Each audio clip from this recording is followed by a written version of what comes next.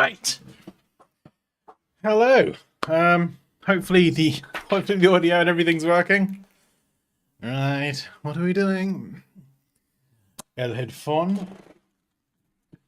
Mugs, more mugs. Empty glasses. Right. Where am I? Hello. Hi. Oh my goodness. 5 hours ago I was going to bed. This is bonkers. Oh, hello. Oh my goodness. You chatty bunch.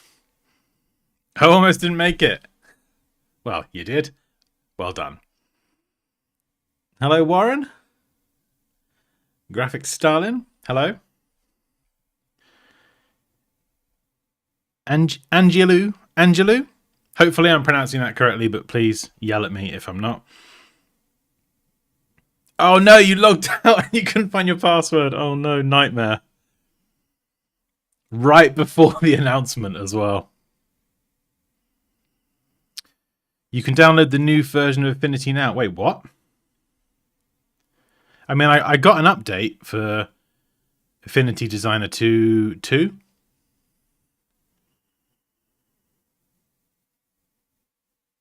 Yeah, is that it? Because Designer 2, Photo, and Publisher 2, they all had new updates today. Or is there something else? Are you privy to some inside information? I'm hopeful and anxious. I've avoided speculation the past 8 days. Can't wait to find it. I am with you there. I'm actually quite excited, and I feel good about it as well.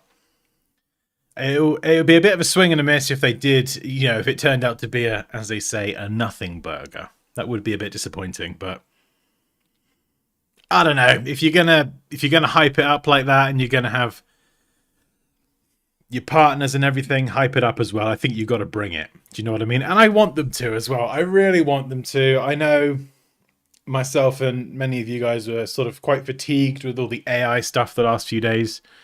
So I'm personally rooting for them to bring it, and something that's going to just excite us and make us be like, yeah, this is cool. This is cool. This is what pro designers want.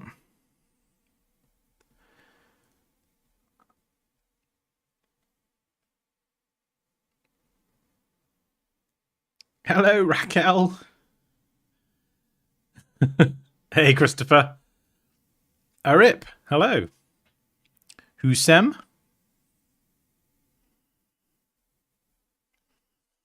What do we got? Yeah, so I think it's the Canva keynote, but I don't know when the Affinity bit's going to be. That's the bit I'm really interested in. I'm not really that interested in Canva personally. So it might be at the beginning, it might be later on, but it kicks off in about 10 minutes, so.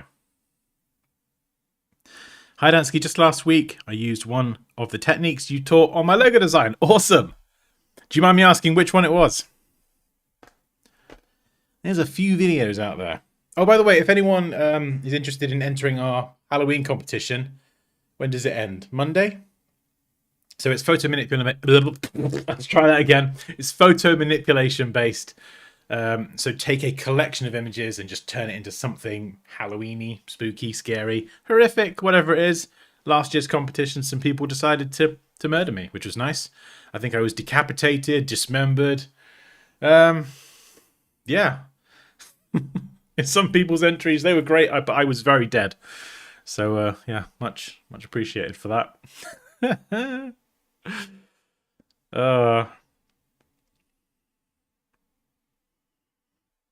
Affinity free, that would be nice.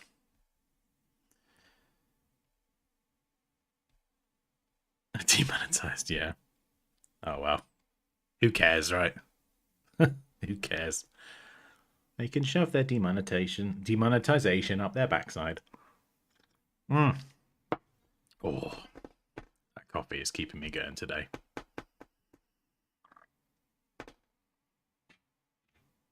Oh, are you entering the competition? Try the Affinity Suite to finish my Halloween poster. Can it be romantic, the Halloween? Yeah, it can be anything. I don't know why I put this hoodie on. It's absolutely boiling in here. I was struggling to align text on paths and center them with kerning and stuff. Ah, gotcha. Oh,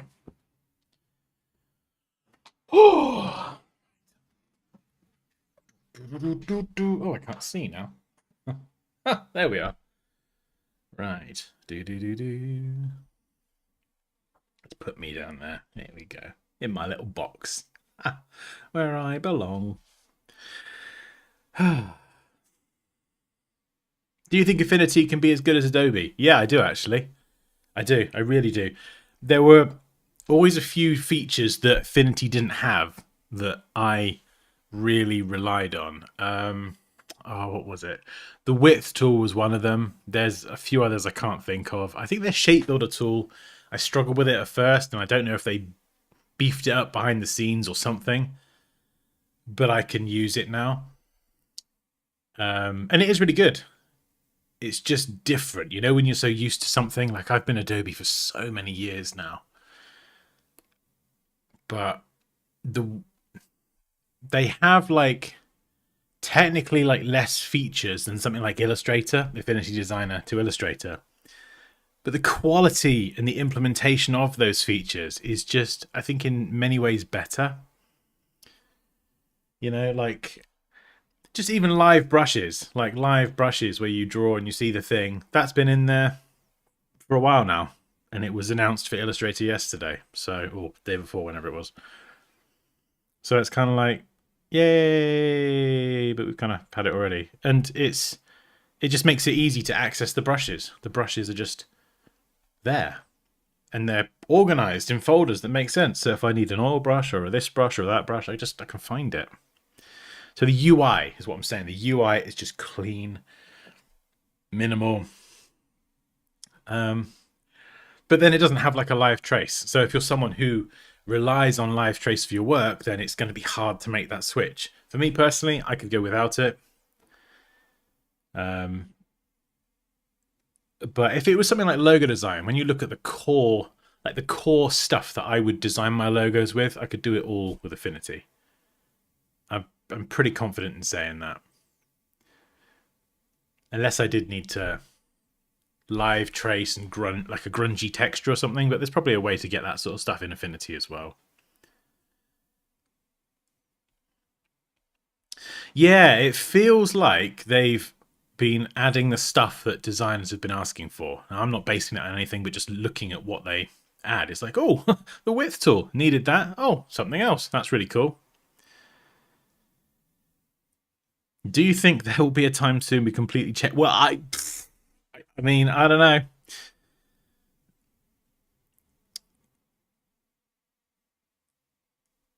I don't know.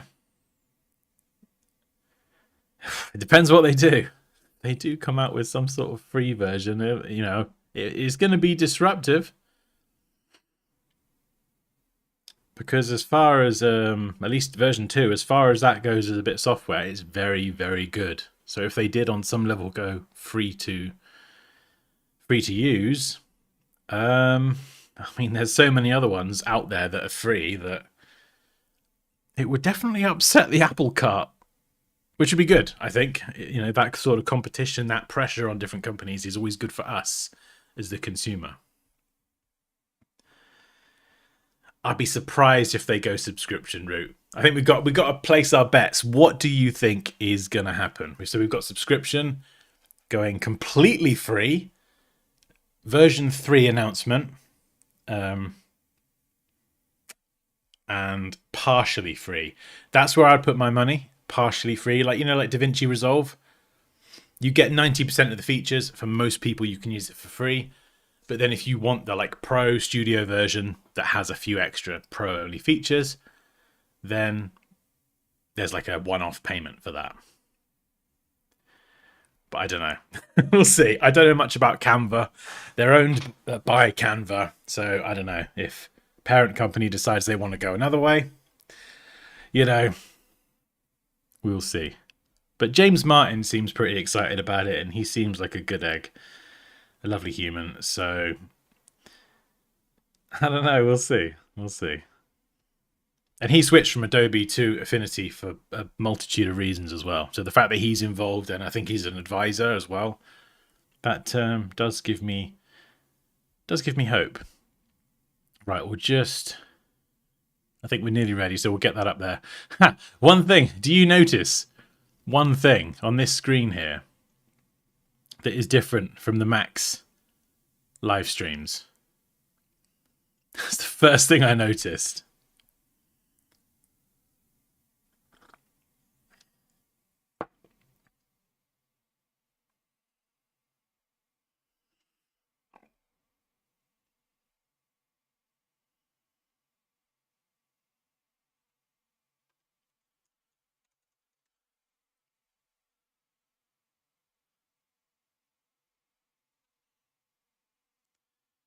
I mean, I did sign up to be first to be notified what the creative freedom thing is, but I haven't had an email or anything, so I don't know. I'm just kind of here waiting. I mean, that wasn't actually it, Raquel. But you're not wrong. You know, there's like 600 people the other day in the first keynote, and we've got 2,500 here, and it's not started yet. So, yeah, that is something. But the chat was the first thing I noted. The chat isn't disabled here, which is pretty interesting and pretty telling, I think. You know, I think when anyone disables a chat on something, it's because they don't want to hear it, or they know what's coming and they just, you know, shut it down, you know. So the fact that the chat is left open,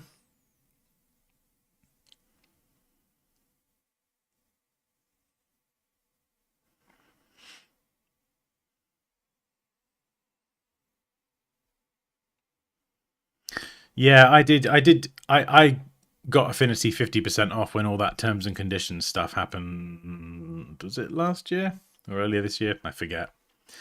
They got me with their 50% offer. Oh, here we go. And it's really good. I think if you're used to some sort of software, you've got to use it for a while. Oh, sorry, we need sound, don't we? Just shout at me if I screw something up. I can't hear anything either. Watching from San Francisco to Seoul, welcome to the epic finale of the Canva World Tour! It's rather fabulous. We're broadcasting around the world from beautiful Sydney, Australia. Sydney, let them hear you! Australia, okay. Today's broadcast promises just let me know if my voice like is too loud or quiet or whatever. Takes center stage. So let's get this party started. To help us keep it moving and grooving throughout the show, put your hands together for our house band, Design Direction.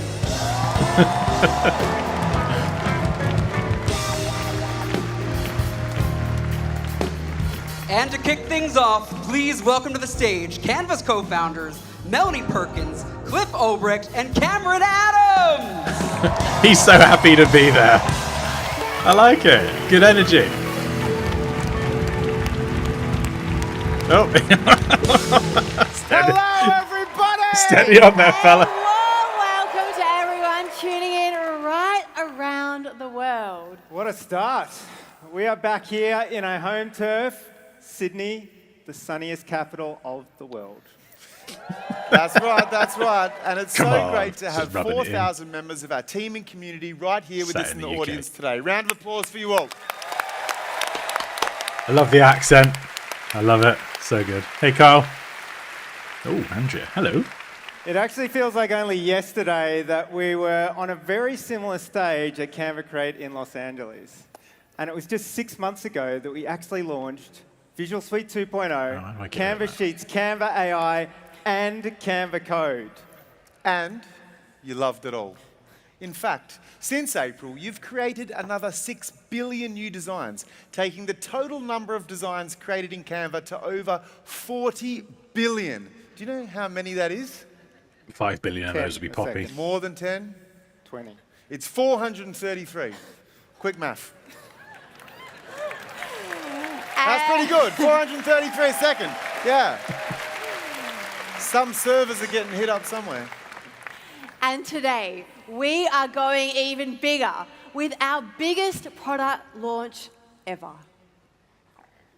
Our team here Yep. All of you have been working incredibly hard on everything you're about to see. And we just want to have a huge thank you to every single person who brought this all to life.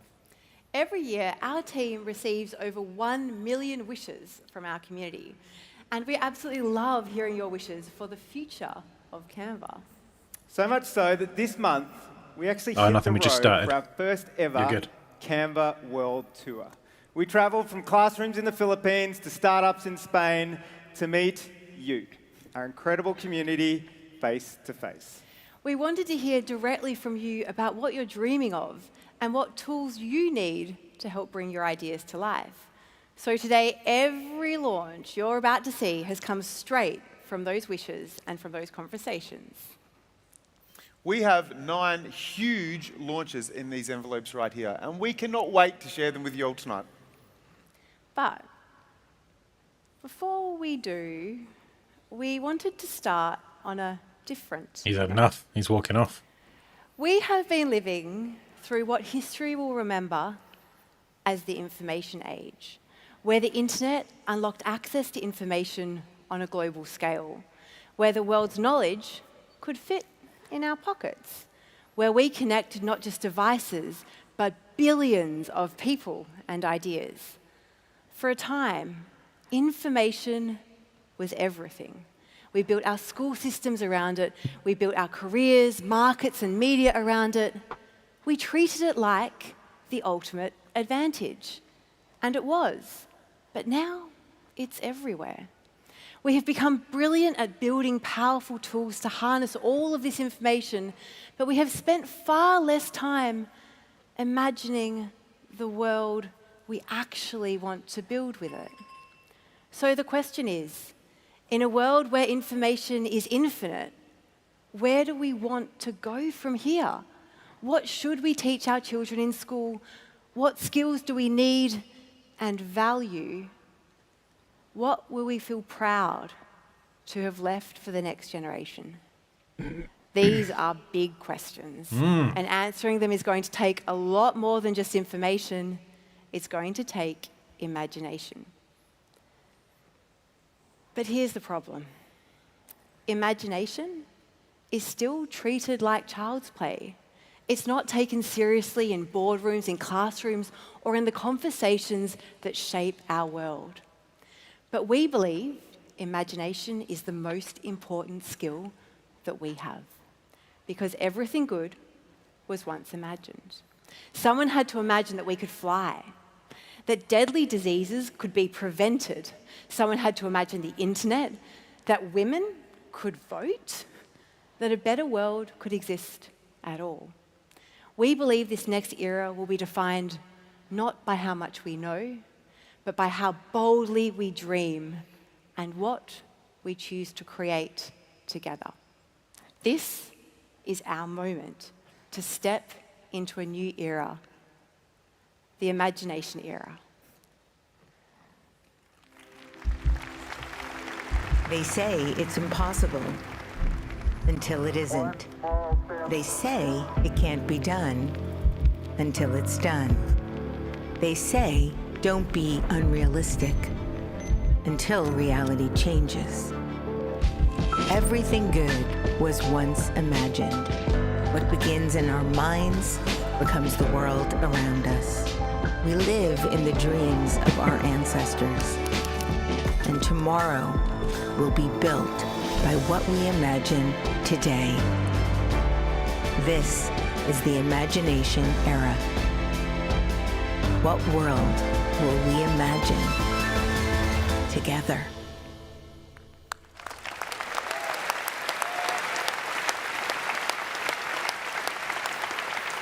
In this new era, we believe imagination isn't just valuable, it's vital. It's how work gets done, it's how businesses grow, it's how we build a better world. For more than a decade, we have been building towards this moment. We have built a visual suite that empowers you to design anything you can imagine. Presentations, videos, websites, sheets, these are the tools you know and love. But this is only one part of what makes Canva, Canva. Sitting underneath the Visual Suite is the Canva platform, the building blocks that power it all, from the world's largest content library, a unified design engine for seamless collaboration, an app ecosystem that connects data and distribution, and a brand kit that keeps every organization on brand every time. And today, we're adding another layer. I guess we're doing Canva first. AI. The final so we're piece gonna get that will the uplift Canva Canva AI from being stuff. your favorite visual suite to becoming your creative operating system. As you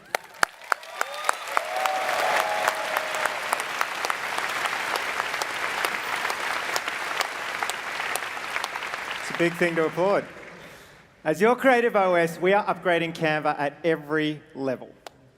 We are launching exciting upgrades to the Visual Suite, a world first in AI-powered design, and powerful new additions to the Canva platform. These are the tools that you need to bring your ideas to life, all in one place, built for the imagination era. Shall we get into our first launch? Oh yeah. Let's do it. If they're doing Canva and AI, AI and all that stuff, that's, for me, that's fine, because I know Canva is a separate thing. It's not. Do you know what I mean? It's always been separate to Affinity, even though they've kind of now become the same company. So they want to do that. Hello, everyone. They can go and do that. I'm Phil, and it is amazing to be here with you all to share our first upgrade to the Visual Suite. Content creators, this one's for you. Oh, hello. Hello, Phil. Yay, woohoo! Your imagination should never be limited by your tools or skills. And when it comes to unleashing the creations you're dreaming up, few mediums are as engaging as, or emotional as, video. For too long, making videos has meant making trade-offs. Option 1, you go with the simple tools. They're fast, sure, but they come with a catch. Your content gets boxed in, and your voice, vision, or brand gets lost in the process. Or you go with option 2, investing in professional software. But that comes with complexity, cost, and a steep learning curve that leaves most people behind. Content creators deserve something better. We imagine a world where you don't have to compromise, where powerful doesn't mean complicated, and simple doesn't mean limited. And this is what you've been imagining too. My name is Shanae Pringle from Charleston, South Carolina, and I use Canva every single day. Hello from Austin, Texas. One thing I wish Canva had: a more powerful video editing tool right inside the Canva software. I need Canva to elevate their video editing. If Canva could be my We need go-to Poppy here to video react to editor, this, that would 'cause be she a uses dream come Canva. true. One workspace where all of your team can work in one video file. It Yeah, was a 100% little bit better Karen. on mobile. As Yeah, I someone like who the does energy. social It's media, good energy. that would Feels help me relaxed. out tremendously, Chill. but I still love Canva always. Salamat Canva. Bye. It feels authentic. I like that.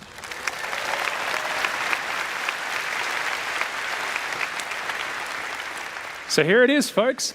We're proud to introduce our first exciting upgrade to the Visual Suite. Can I get a live drum roll from our house band? You certainly can. Introducing Video 2.0. Yay! Whatever. Not just for editors, this is our commitment to being the best video platform in the world for content creators.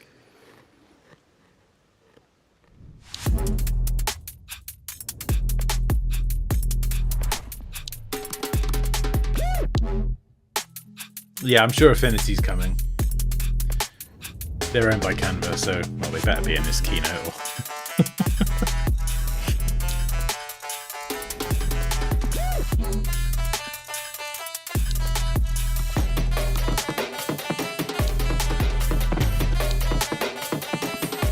Poppy's gonna like this. She uses Canva for her business stuff to just get stuff done.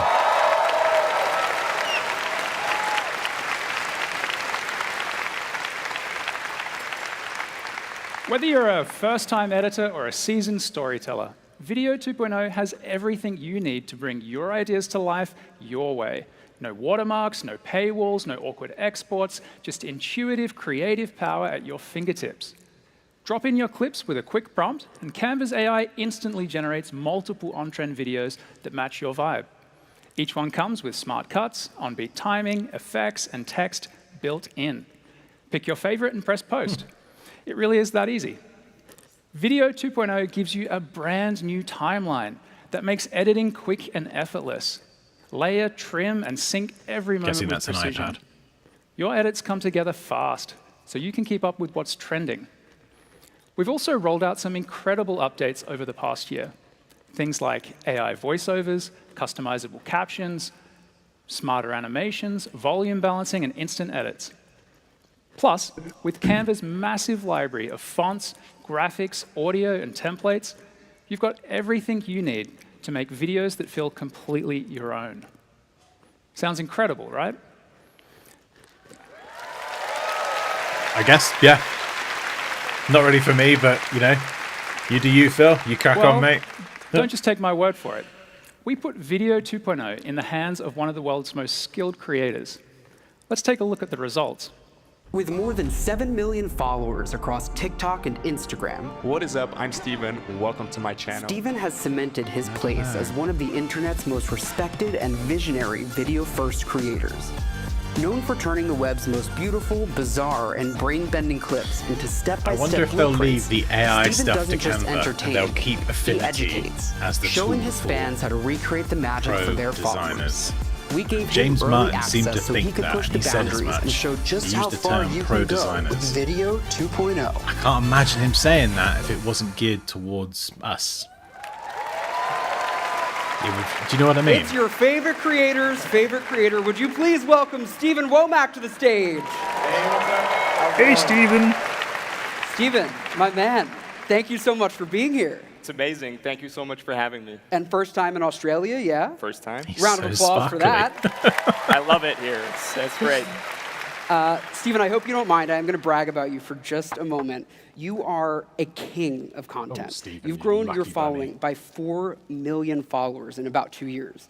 What's your secret, man? Right. Well, for about 8 years before that, I was posting selfies mostly and just photos of myself, traveling, outfits, and nothing happened. But that changed as soon as I started looking at my content through the eyes of the audience and realizing that there's actually nothing there for them to kind of take away from it. So Hey, I Lindsay. stopped creating content about myself and focused on more educational, value-driven They're in content Canva and Illustrator. with these tutorials No, I don't that think I'm so. doing now. And I think that's think when they're it kinda kind too of different. clicked and people started sharing, saving, and the account just blew Unless up. you used Well, it's clearly Canva for working. an I mean, idea lots and of creators recreated it in keep Illustrator. their hacks, but you've clearly made a career from sharing them. What do you love most about sharing these skills? I think I love getting What, down C- to the nitty-gritty oh, what, and Caesar? kind of cracking these viral video edits for myself. But what I enjoy most is probably seeing other creators use my tutorials to level up their content and build communities, share ideas, and probably just create content together. Is there one hack, one skill, one tutorial you love, you use the most? Yeah, I think because I use it almost all the time, it's background removal, where you kind of remove yourself from, well, you remove the background and yourself kind of stands out through the video. I use that in Oh, no almost all way, my videos 'cause Rocco. There's just so much you can do with that. We love to hear it. It's a great tool. So now, speaking of background remover, you've had early access to Video 2.0. Yep. So I think everybody's dying to know No. what you think. I love that. I got it I right. just think it's cool that you I took got it like, right. all So these pretty much. amazingly They've gone the cinematic Da Vinci fonts route. and assets and Hang on. graphics from Canva Sorry, Steven. and You're put it getting into this sidelined. video editor on the phone. And when it comes to I'm guessing they're gonna actually talk about editing this. videos They've done it. on that, Affinity. Free. The background remover, just you nailed that. It works so well. It just goes down into every detail. Yeah, one powerful And, app. Da-da-da-da-da. and there's also something else I used, I'll which post was this in the chat. custom animation. Oh, where you yeah. can just draw with your finger, and then the element moves along that path once you play the video, and that's Affinity, just yeah. insane. You get all Okay, of the so stuff. you travel a lot. You told me you travel a ton. You recently But went the Canva went on a AI trip to Studio, the you don't get. Dolomites. That's Exactly. fine. I don't Yep. care. Capture some content, may have played around with Video 2.0. I may have. Let's yep. take a look at what Yes, you've been playing Affinity with here. is really free. So yeah, this was like standing on the mountain, and I created this effect where I kind of flew good up in the air. So this Job. is finished product we're looking at. This is Good finished product, Okay. exactly. job, And the way you're guys. doing it is first you're filming only the landscape, then yourself jumping up, taking a screenshot in the exact moment when you're in the air, Okay, so sorry. and now let you me- bring that into Yeah, video. you can. I'll keep the video going in 2.0 the background. Canva, and then you take that screenshot And now down there you can see the what background remover. Affinity is it? Is it the same Affinity that I've already got? Or? And now you hit overlay, and you can actually drag it on top of that video. Is it a new version? And it will appear as if you're kind of in the frame, and you can even resize and reposition it. And now we're using this custom animation, custom animate, and you can just drag along with your finger, pull up that silhouette, and once you play back the video, as you see now, it's kind of moving up, and it looks like you're flying towards the sky. This is giving Defying Gravity. I just had an email from Affinity with the video to watch. Do you want me to keep playing the Canva keynote, or do you want to watch the Affinity video with me? Before we let you go, I do have some rapid fire would you rather questions. You ready? Hell yeah. Okay. Would you rather lose all your passwords or all your video? I'd rather lose my passwords. I need those videos. Fair. Perfect lighting or perfect audio? Perfect lighting. Texting or voice notes? Need the fingers for editing, so it's voice notes if I write. Yeah, same. I've got stubby little thumbs, hard to text. Smash your phone or smash your laptop? Smash my laptop. Okay, and this one's just for me. Would you rather speak every language 100%. Or speak to animals? Ooh. Sometimes I wonder what my dog is thinking. Sure. So it's like when he's looking at me. So I would love to know what he's thinking and talk to animals. I think same. I don't have a pet. But the idea of sitting across the table from a chimpanzee and like having a conversation is thrilling to me. In my delusional world, the chimpanzee can also dine at a restaurant with me, but that's neither here nor there. Anyway, give it up for Stephen Womack, ladies and gentlemen. Thank you so much. Thank you. But we still have more to go. So to take us through our next big launch. Sorry, Jimmy. We're going to pause you for a second because we've got a video on Affinity. I'm a mixture of excited and confused while I try and figure out what's happening. So,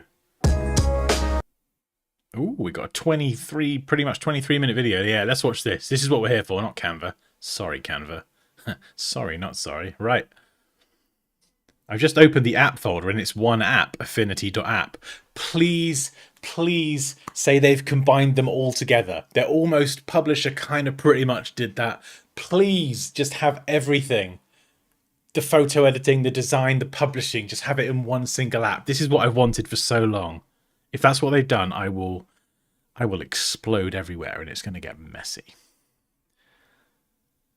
Whew. Okay, come on, let's just calm down, Dan. Calm down. 3, come on. Hi, so today's the day when we can finally reveal what we've been working on. And I am really excited to tell you about it. You know, we teased something big was coming 4 weeks ago. And of course, there's been a huge amount of speculation and excitement about that. You know, it never ceases to amaze me what an incredibly enthusiastic and passionate community we have. And the fact you care so much about what we do is really pretty humbling. But let's get down to business. As many of you have correctly guessed, today we are announcing an all-new Affinity app. One single app. Yes! All creative workflows, whether vector and graphic design, photo editing and pixel work, as well as layout and publishing. Now this was actually always what our initial vision for Affinity was, right back when we first started developing around 15 years ago.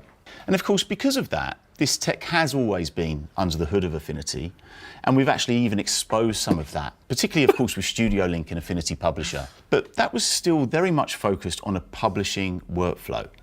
If you wanted to do some photo editing, you were still far better off using Affinity Photo. It had a load more features and was better optimized for performance. And this is where the new Affinity takes it to a whole other level.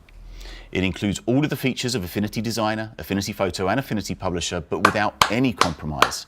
And with a huge amount of engineering behind it to ensure whatever your project or workflow is, it remains incredibly look at that UI. And on top of that, we've added all new ways to customize the app that have never been done before. This new app is simply called Affinity.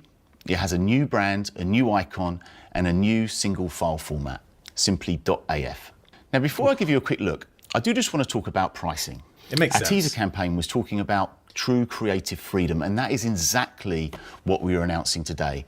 I am thrilled to reveal that the new Affinity is going to be entirely free forever for everyone. Forever! Now, if we go back 18 months, of course, we made pledges to you all, including always being fairly priced and for it to be accessible to everyone. Well, I don't think we could have delivered on those pledges more than making the app entirely free. That's crazy. Now, I'll be straight up that there are going to be some benefits if you have a Canva premium plan, but that is really just about AI.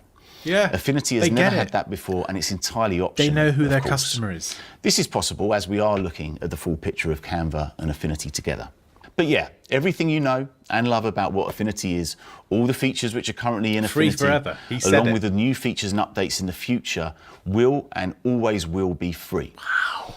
And of course, another fantastic thing about this is now everyone will be able to open and edit native Affinity files so you can share your work with anyone. All right. Oh, shit. Let's have a look at a demo. Oh, come on, let's go. So this is the new Affinity. Wow. As you can see, it's got a brand new home screen where you can see your favorites and recent documents and any templates you've set up and stuff. Of course, you can start new documents here with presets and create your own presets and what have you. I'm not going to go into too much detail on this right now, but yeah, there's some nice functionality that's now available in that. Now, when you go into the main app, the first thing you'll see is it's now got this new Studio dock at the top. By default, it comes with a Vector Studio, Pixel Studio, and Layout Studio. And of course, this is very much akin to Affinity Designer, Affinity Photo, and Affinity Publisher, of course. And you can, of course, just seamlessly switch between these different studios here. But the thing that's now making this really different is you can customize these to your heart's content. So here I'm actually in the Pixel Studio, and I can click this button to customize my toolbar. So let's say, for example, I wanted my artboard tool in my Pixel Studio. I can just drag that across and add it. Or if I want, say, a picture frame. Even the micro animations. Now, obviously, previously, picture frames were only available in Publisher, but now if you wanted it within your Pixel Studio, you can just do that. We've also made it really easy to now kind of nest multiple tools together should you want. That's what we want. If I go into effects here, you can see a lot of the live filters tools that you can add. So let me just start adding I don't know, one I missed here. that, Moosh. And you can see it's starting to build up a dock there. So I can nest multiple tools together. So if I wanted to, for example, I could have a whole group of all my most popular effects that I like to use available. Now, one of the things you'll notice is that we've also added rich tooltips, and I just want to kind of point this out because probably a lot of you won't need them. You can actually turn these off. Yes, he gets it. Just by right-clicking on the on the toolbar on the left, stupid and you can choose to tooltips. toggle that on and off. We've also got something called subtools now as well. At the moment, I've got them hidden, but just to show you this, if I have subtools turned on, then it will actually give you a second toolbar with all the things that are nested. So at the moment, I've got shapes selected, and it actually then exposes all my shapes. And I can actually dock this in different positions and what have you. So for now, I'll actually just hide those again. Yeah, they did. They of listened course, to their the top customers. toolbar is fully customizable, kind of like what it was before, but again, you've got everything from all the different sort of studios that you kind of need in there. And I do just want to point out, actually, if I sort of zoom in, obviously at the moment I'm viewing this in vector view. You'd be used to this, certainly in Affinity Designer, the instant ability to switch between vector and pixel, and that's actually in this toggle here at the top. So at the moment I'm in vector view, I can click this to be in pixel. That's good. Just another little thing here, actually, I can right click on that and go to advanced and go into, let me just come out again, go into X-ray view as well as retina pixel view. It's going to be so fast as well. So that's where those options are. Performance is always great. And it would also just show you, we've now added a floatable context toolbar. And this is something we've been asked about a lot. So at the moment, the context toolbar, that's this at the top here, is docked, but I can, if I just double click anywhere on there, actually undock it. And again, similar to those subtools, actually, I can sort of anchor this to any position on my page. You know, we know that, say, you've got a brush tool, for example, like that. You know, a lot of tablet users actually prefer that stuff at the bottom, so you can actually, you know, do that type of thing now. I'm guessing this will be on but the iPad as well. well. I can just double click on this little tab here, and that then puts it back up to be docked. So there's all kinds of customization options here, but the other really cool thing is that you can actually now create your own studio entirely from scratch. or base it on an existing studio. So in fact, if I just go to that option here, you can see there's actually some other default studios that we provide, things like retouching, color grading, typography. These are just other configurations of all of the tools and features that are available in the app. You'll also notice, I'll just point this out, that there's a Slice Studio. That's important because for those of you who use the export persona in some of our previous apps, that is basically what the Slice Studio is. And you can see I can turn any of these studios off and on, and it appears differently in my the stuff that you don't need dock up here. You just turn I can it off reorder and hide them if I like. This is but yeah, so crucially, good. I can actually create my own studio as well. So I'll just do that. So I can create a studio, I can clone it from Pixel, is what I'm doing at the moment. So I'll just call this my so this stuff I perfect, like appreciate if so I actually spell much. correctly, my perfect studio. And I'll clone it from Pixel, I'll choose a color for it. I can actually create my own icon for this if I want, but I'll just choose one of the ones that comes as standard. And I can create it. And now you can see my perfect studio is at the top. And of course, I can now go and customize this however I like. I want my brushes there. I might want different tools available to me. You kind of get the idea. And whenever you kind of update a studio, it's dead easy to save it. I just right click up there. I say, update my perfect studio. And that now updates how I've saved that to be exactly as I want it. And you can actually revert there easily as well. If I go back to my Pixel Studio that I'd made a lot of changes to, and I added that artboard tool and what have you, I can just, if I actually want to go back to what it was previously, I can just again right click at the top and revert, and you can see those tools have now gone. So that's some of the kind of the core principles of what we've done around enabling and sort of, all of these different kind of workflows with full flexibility now and the ability to create your own studios. So now I think I'll just move on to a couple of new features and other things to kind of point out. I'll start, I think, with I don't think I'm going to break filter. down and start sobbing, but there's a number of things that we've done here. I'll just start with something not just for me, for simple. everyone. I'll choose this rectangle, cool. This is so and I'll cool. just actually apply a gradient down the bottom. Oh yeah, there. So just very quickly, one thing that we have actually added is a new pigment blend to our gradients. So you've probably noticed this before. When you kind of have a gradient between, say, blue and yellow, you can end up getting a bit of a muddy kind of mix in the middle where it's trying to sort of blend those two colours together. Now, obviously, that isn't how it happens in reality if you were to say mix paint or something. So pigment blend actually gets around that, and you can see that as soon as I turn that pigment blend on at the top, it actually gives me green in the middle when it's blending those things together, which is obviously a bit more as you'd expect. So it's an option that you can turn on and off. Cool. The other thing which I know many of you are going to be very pleased with as well is that we have also added mesh fill as one of our options. So this face has actually already had that applied, and I can go to my gradient tool, and you can actually see the mesh that this is being built up from. And when you've got the fill tool, you can just choose mesh as one of the other options, along with radial and linear and elliptical and all those other kind of things.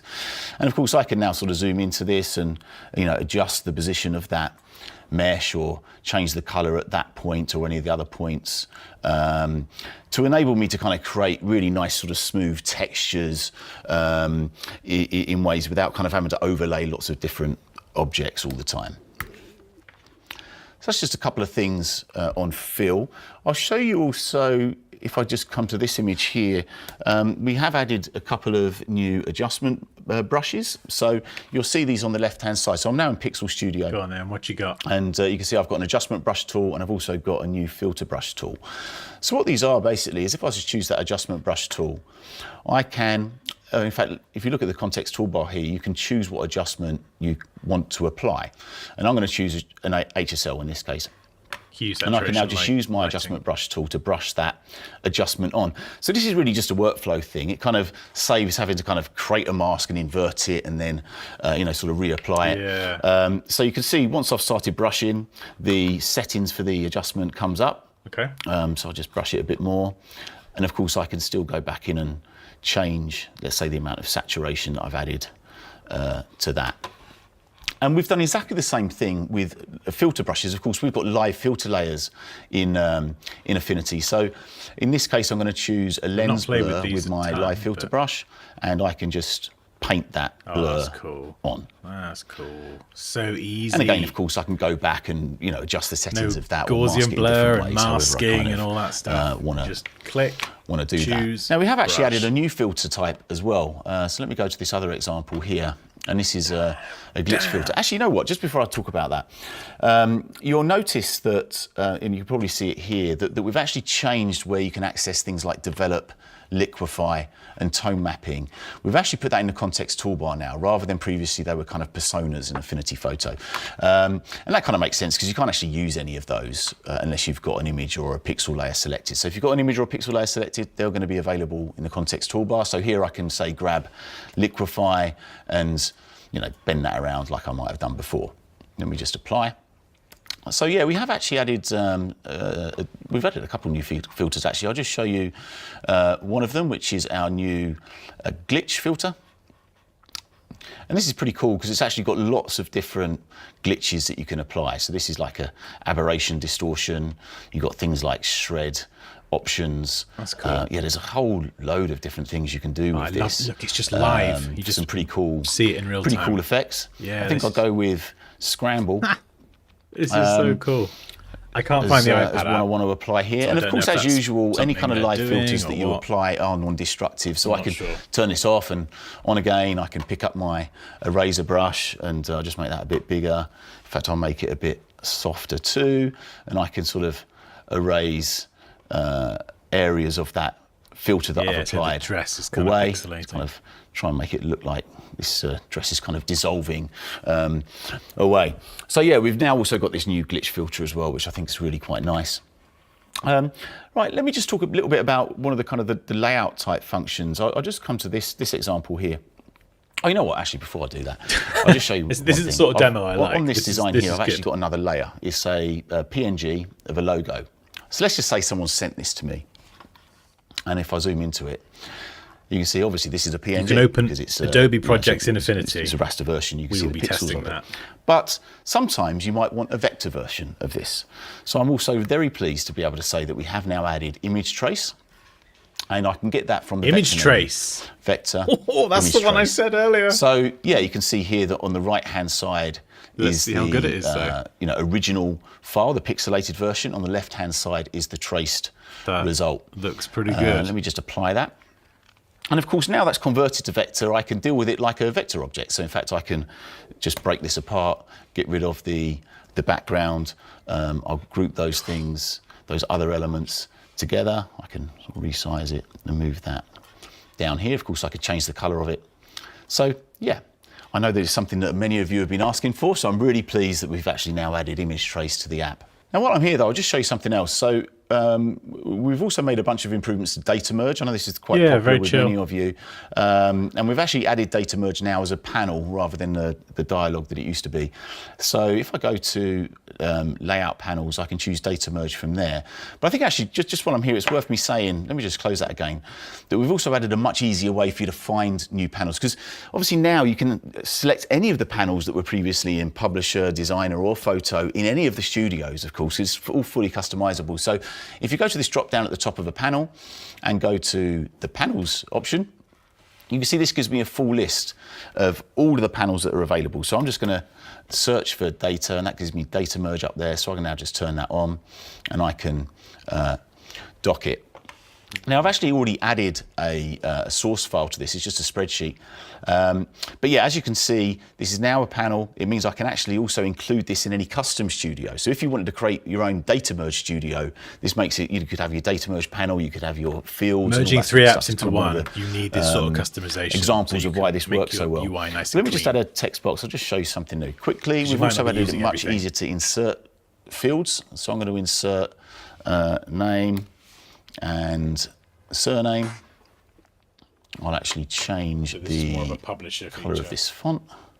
So I put it there. Of course, I can choose to either preview the record with the data or not, and I can, when I'm in preview mode, I can scan through it. But the other thing I just wanted to show you is that we have added more advanced data tools into the app. So if I go to this advanced data tools options, you can see you can now, within Affinity itself, see all of your data There's all kinds of options that you've got to now filter it. So if I just wanted to filter this list based on the role of VIP or whatever it might be, I can now do that. I've also got process only options for the Canva AI to stuff, have rules about if I've got a blank record, what do I do? Again, these have been much requested features for data merge. Not even pro features we've now actually added just the AI stuff. Many of those in. Okay, so there's just a couple more things I want to show you. I'm going to start actually with quick export. I come back to this example here, and you can see actually on the right hand, I've been the top wanting right to now, merge Illustrator with InDesign option. Flipping years and now. here you can choose different file formats. You can actually specify which file formats you want, like is your favourites. So at the moment I've got, say, on this list here, JPEG, SVG, PDF. If I wanted to add PNG to that, I can just select it from the list and turn it on. And now you can see PNG is kind of available.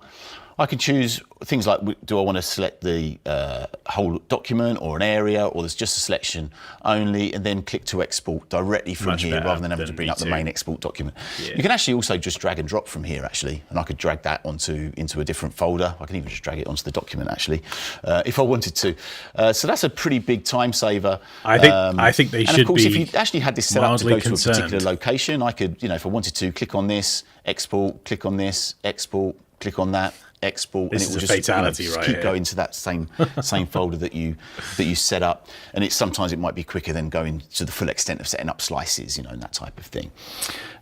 So I think they're the main things that I wanted to show you on the core app. I guess a few other things to mention is that we have also added EPUB export, both fixed and reflowable, and we've added loads of accessibility options within that to create proper accessible EPUBs. We've added linked text resources too, which again has been much requested. And of course, there's loads of other little enhancements. Oh, in fact, actually, I'll just show you this other thing because I really like it. On the pasteboard now, you can right click to get to shortcuts really to certain things like the ability to clip to canvas, or if you're showing your guides or showing your bleed. These are all now a lot more easily accessible rather than having to go to the view menu. Yeah, you just right click on the pasteboard. I can even actually change it's almost like it was made by a designer, right? From here too. So that's a really nice time saver that we've added. So yeah, I think they're the core things. Like I said, there's so many other kind of little improvements and enhancements throughout the app that hopefully you'll enjoy. Keep going. But the next thing I did just want to show you very quickly is about Canva AI. And you might have seen this already when I've gone to customize my studios. You can see that there is a studio there called Canva AI. And this is basically the studio that will open up when you have a Canva premium plan. So I'll just show you this quickly.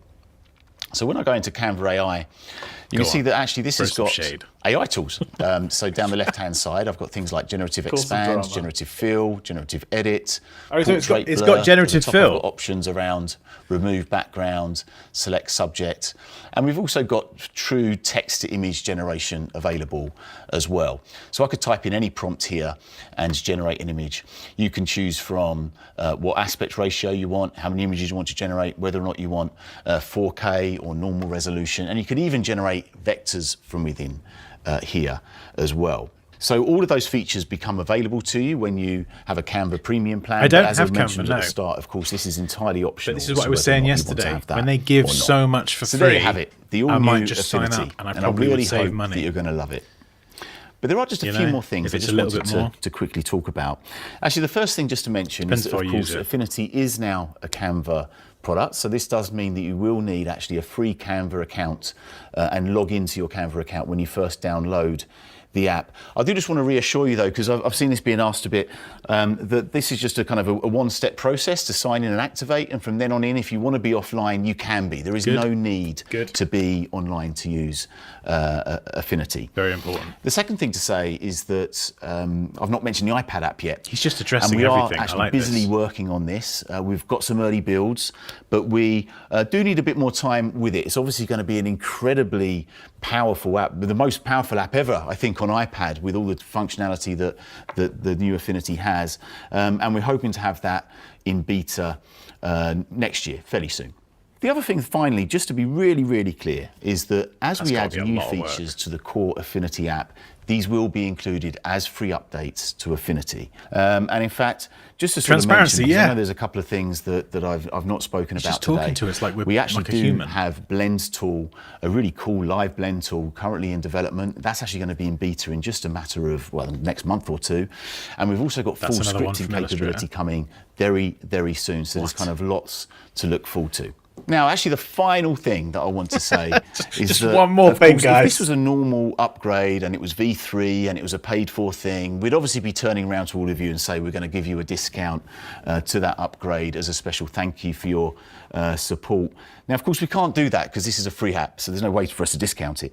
So what we've actually done is we have secured now a wonderful curated collection of fonts from the foundry of Fontsmith, and they're beautiful. There's 41 font families, I think 400 odd different styles of font that's available in it.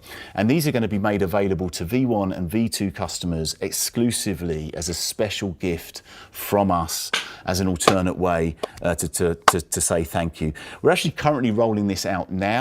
Might take a couple of weeks before you get notification that they're available for you, but that is something that you can iPad app will be coming really next look forward to. So that is it. Thank you so much for watching, and we really hope you enjoy the new app as much as we've enjoyed building it. And you can go and get it right now, actually, and download the new Affinity from affinity.studio. Thank you.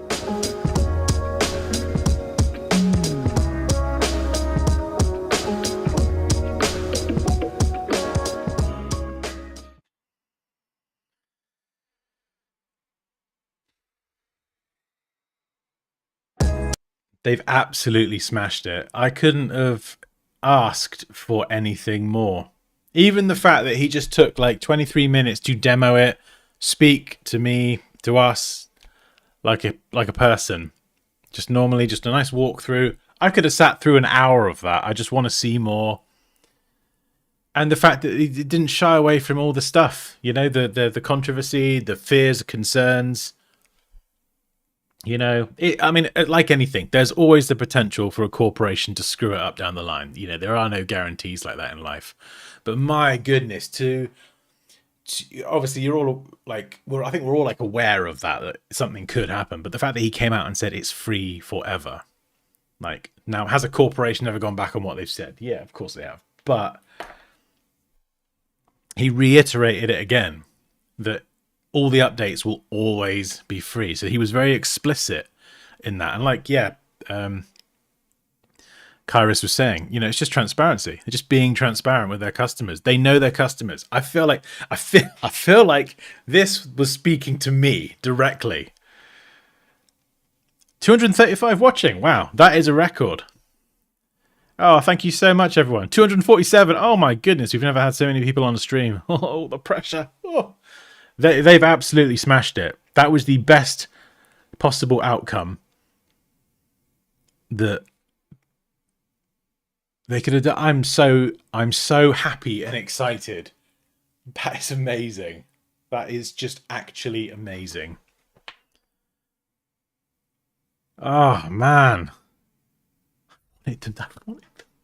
I've wanted Adobe to do that for so many years. Just merge some of the design apps together and call it Adobe Designer. And so the fact that because they kind of almost did it with V2. Publisher sort of did that. It could do a bit of designer, a bit of photo. But the fact that they've merged them together and then they've given you all the customization as well. So all the stuff that I'm not going to use, like I wouldn't use a lot of the publisher stuff. I can turn that off and I still get a nice clean UI. Yeah, the iPad app, I mean, you know, that's fine. Take as long as you need. Like, oh man, they've been busy. They've been cooking the last few years. Wow. Well, I think I've just been installing. Have I installed it? Yeah, we're going to boot it up right now. And we're going to have a play. We playing. Holy shit, damn. Oh, that's so cool. That is so flipping cool.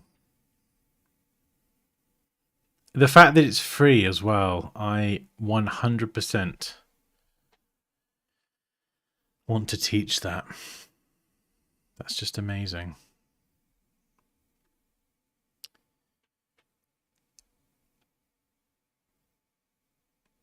And I love the fact that even at the end as well, he was just honest about the practicality of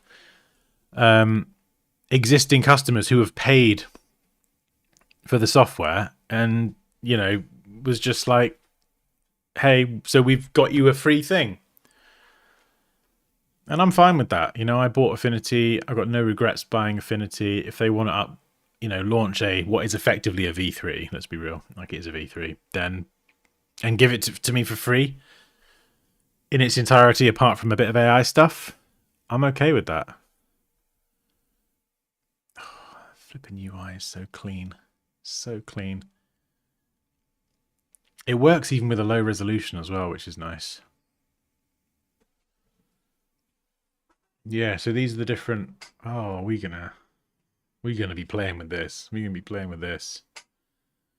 So check for updates. Any new updates? Settings. Right. Someone asked about the UI, colored artboards.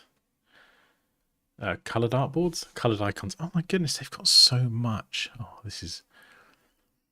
I think I might have to immerse myself in this a little bit. Where's the icon? I think it's going to be a lot at first because they're combining 3 apps into one. But I think if I can get my head around it all, maybe we could do like a video, like a quick start video, just to get it all set up really, really quick.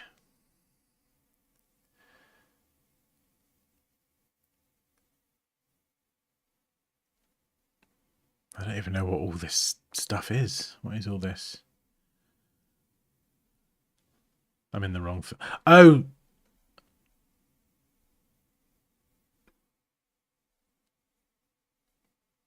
Oh, it's the whole thing. Oh, I thought this was all just user interface stuff. I see. Right. Okay. Is there an icon, a colored icon thing? I mean, I don't really mind because...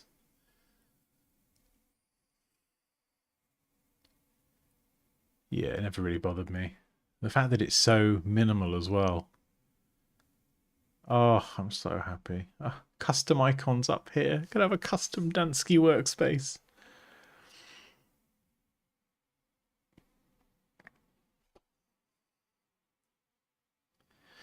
Yeah, and I'm sure. I think it's you can open. Well, let's hang on. Let's open some stuff then. Let's open some stuff.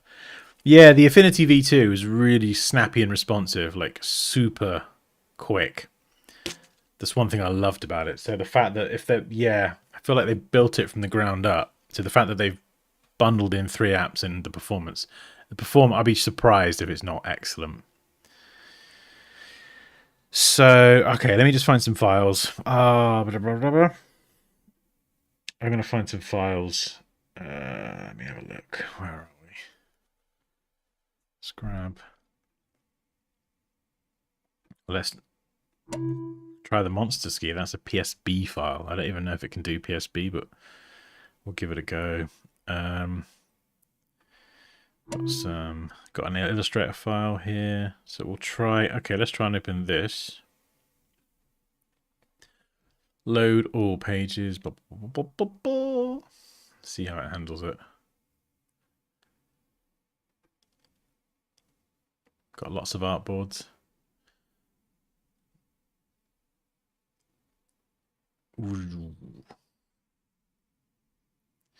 Lock children.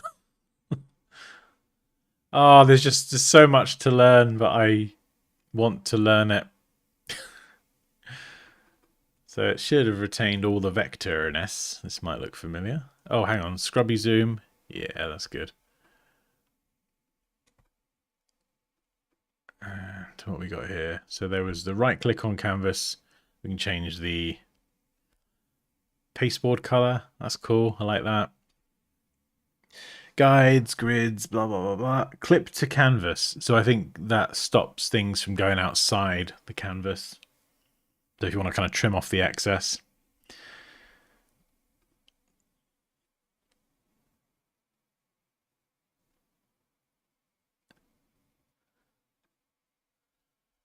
And where's the wireframe?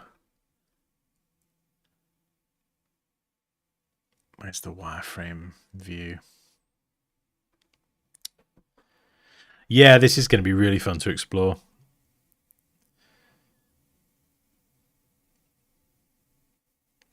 Where's Poppy? Oh, there she is. Hey, Pops. Oh, my goodness. Poppy, good flipping news. Affinity absolutely crushed it. It's flipping free. Yeah, I don't know. I feel like, I mean, I was thinking, like, obviously, it's like the third stream in a row today. I think you'd be like, oh my God, I'm sick of this ginger guy keep talking. But it's also Halloween tomorrow, and we normally do a Halloween stream. So, so I was thinking, oh, crap, we're doing another one tomorrow. But we could always do an Affinity one tomorrow. And maybe together we could help each other figure it out. Maybe we could all play around with Affinity between now and tomorrow, and then tomorrow we'll do a live, we'll play around with it a bit more, try and get our head around things, and just try and do it together so we can just kind of figure out where things are and then just start having a proper play with it, you know?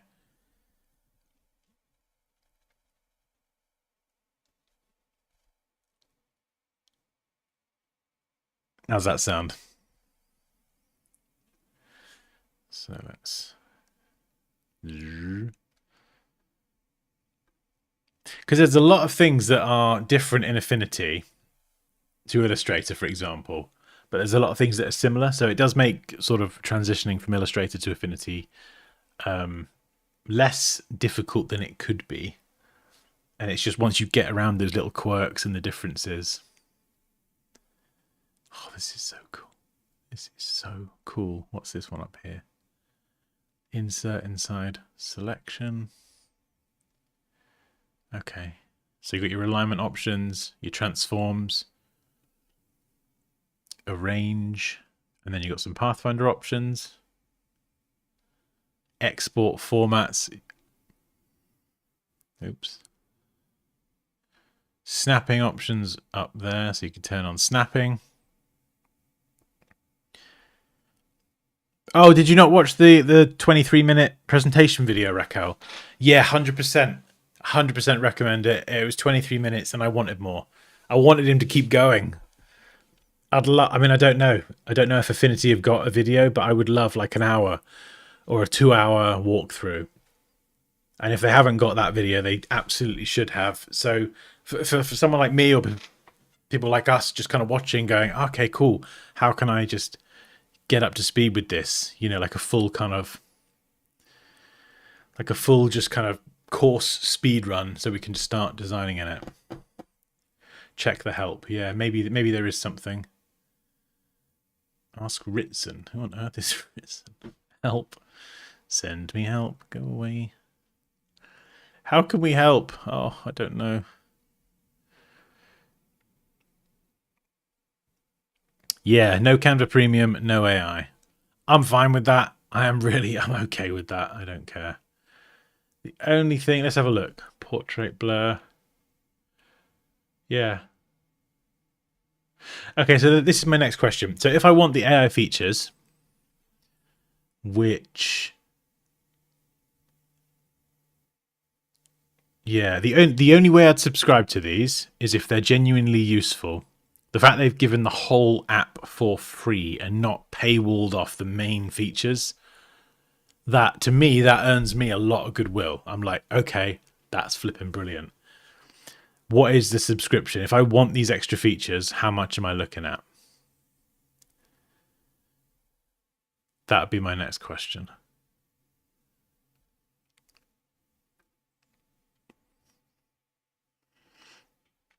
No, Canva's kind of different. Canva's its own thing. Don't worry, Pops. You've still got your Canva.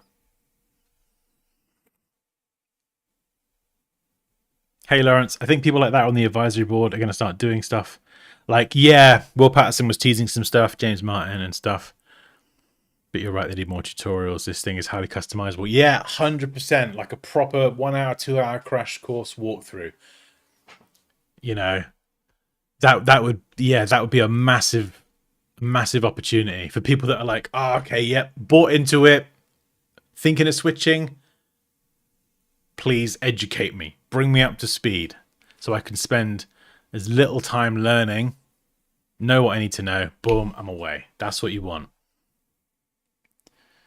If you could pack that into an hour, like a nice, concise, well-edited video, just to show me how to set up the workspace, how to use the tools, couple of sample projects, a vector, a photo, bit of compositing, just combine them all together, maybe a poster design or something, so I can see that end-to-end process and touch on the different workspaces and things. That would be really cool. Gotta get Heath. Gotta get Heath. Oh, he's so adorable. Give him a little kiss from me. It's my nephew. He is so adorable. He's so cute.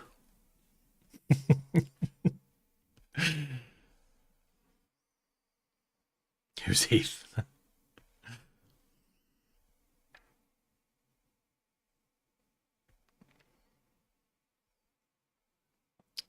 Yeah. V2 will be fully functional. I'm very confident in that. Yeah, I think that's kind of its own thing. If you've bought that, you get that.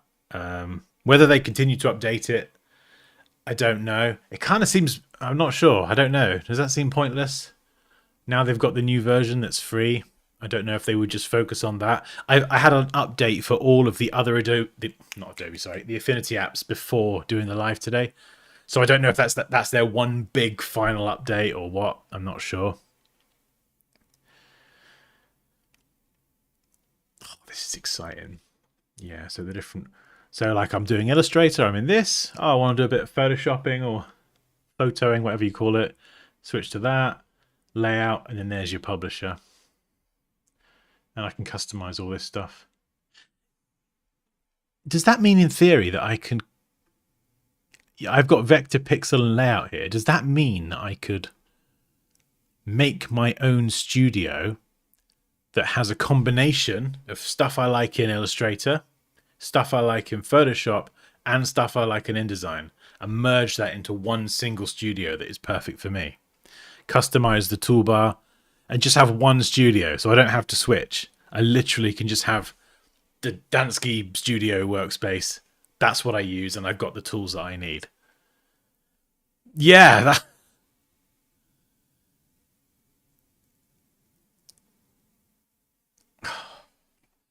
because that's what I love. Because it effectively then means you don't even need to switch. You just kind of build out your design tool.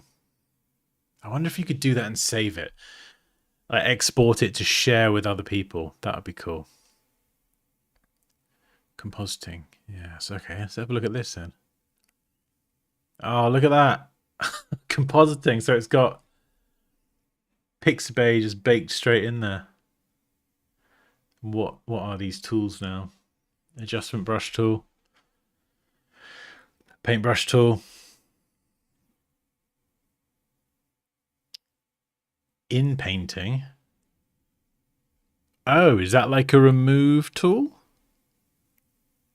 Flood. So that's a fill tool. And then we got gradient. Yeah.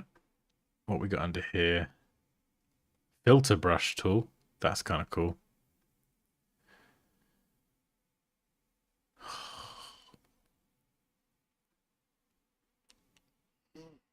Selection tools. So yeah, like your magic wand, your selection brush, object selection.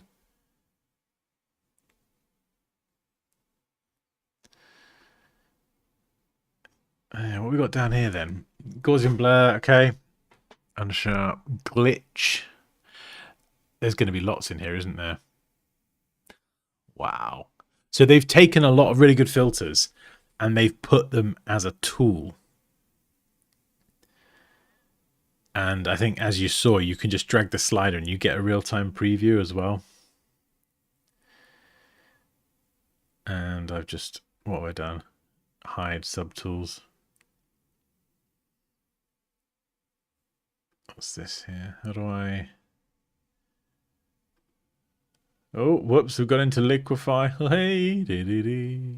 Let's I should have opened a actually, let's open a photo. Let's open a photo. Let's see if it can handle a PSB file. I don't know if it will be able to or not, but we'll throw this at it. My monster ski entry and see what it does.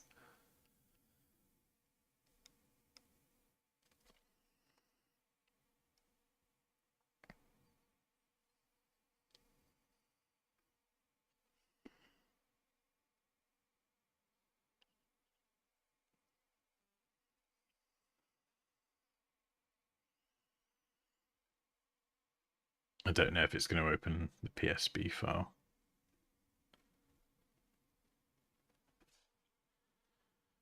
Let's try it again.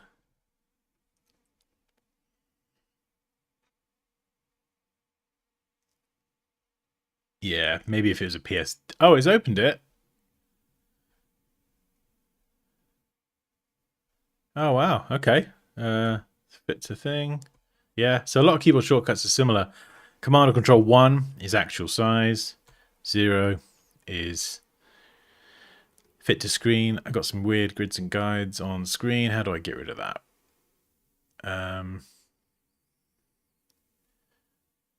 Pixel mode.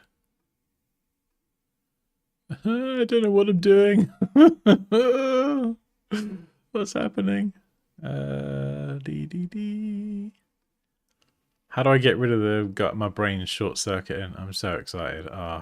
I'm really excited. My brain's gone. How do I get rid of guides?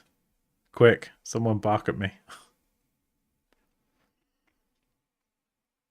Which is the equivalent to Photoshop? This, we're in it now. Pixel up here. Yeah, my brain is like overloaded. I've got so much stuff going through my head. Is it going to be up here? No, guides, come on, Dan. My brain short-circuited. Just announced they don't use data to train your models. Amazing. Right click.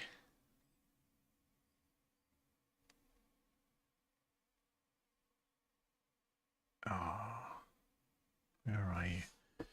Where are ye? Is it there? We've got guides.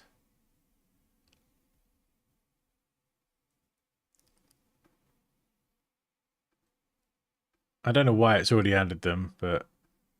Oh, okay. Oh, remove all guides. Okay, there we go. Okay, my next question is how do I get rid of that border around the edge? I don't like the border. That weird thing. Auto select. What's this? Auto select. That's cool. We've got fill strokes, stroke weight, and group. Ah, right. How? Okay. There's not a lot of space there for layers, so that's cool. So composite, yeah. So for the compositing workspace, it expands a little bit, but then I might jig some of this stuff around because I need a lot of layer space. And I guess we can fully go and customize all this stuff. And then moon. Where's that? I turn you on. Camera raw. Oh yeah, I don't know if it's got camera raw filter or if it's got like that sort of capability. I don't know actually.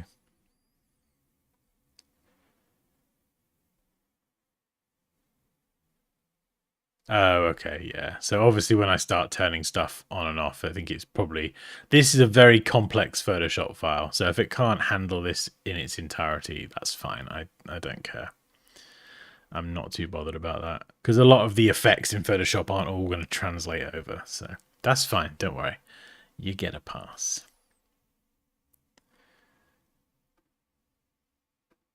But I definitely want to have a go at building something from scratch. 100%.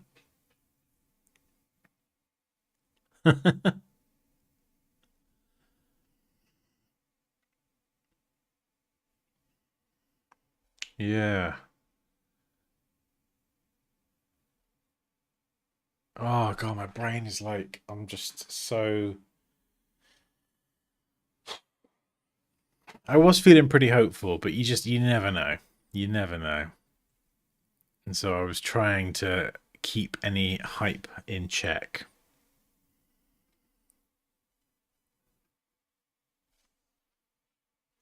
I don't know what that is.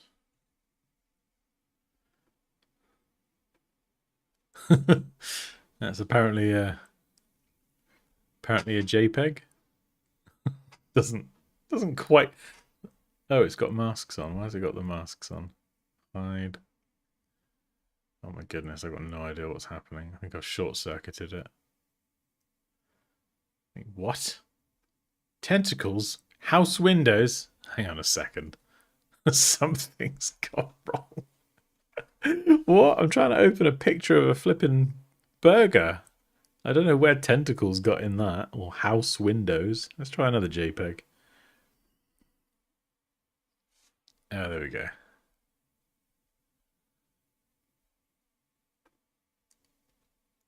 Okay, let's go back to new layer. Right, so we've got the new window. We'll start here. Let's grab my mouse first of all. Back in a sec. I'm just gonna grab a drink. Oh.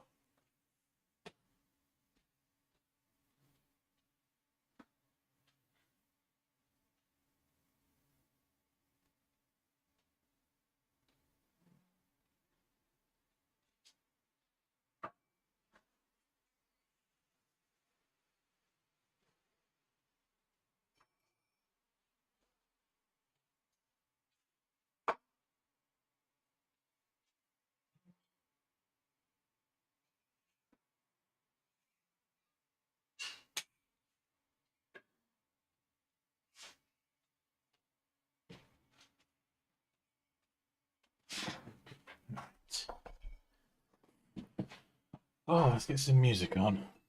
Let's go. Let's enjoy this time together before the children return.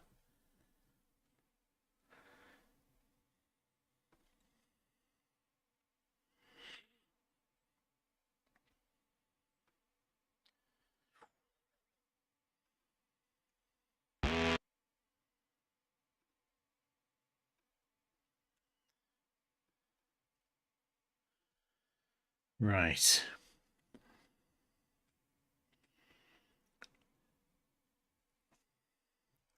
Yeah, I think it is a lot at first because it's so much to take in. So we'll start slow. Multi-page. Yep. So if you want to make like what would be like an InDesign, I'll try and talk in equivalents of Adobe because that's I think where a lot of us will be coming from. So new document, you've got your presets, units, DPI, width. Yeah. Blah, blah, blah. Multi-page, this is good if you want to have like a multi-page document. Margins, that's good. I like that. Bleed. Not sure about that. Artboards, yeah, go on then. Transparent background? No, that's fine. Right, where's my mouse? Okay.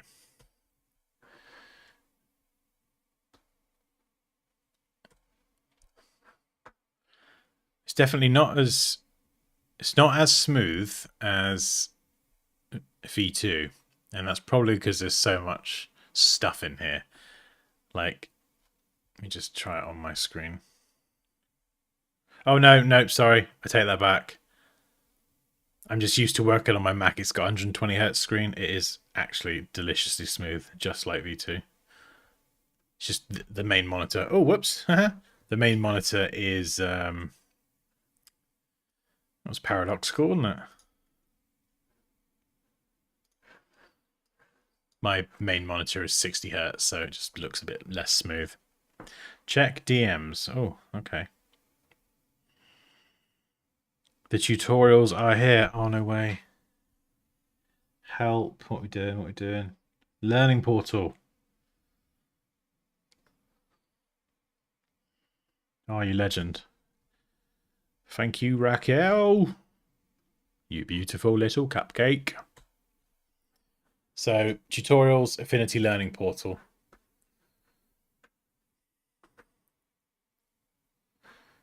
Let's just open this. Am I in the right place? That's the blog. I don't know if... Is that right? I've gone to the blog. I don't know. Help.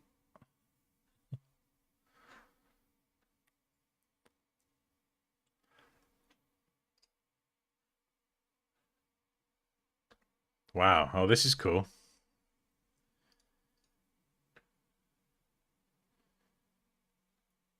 Okay, so there's a lot of work there that's gone into setting all this up. Adding by shape building.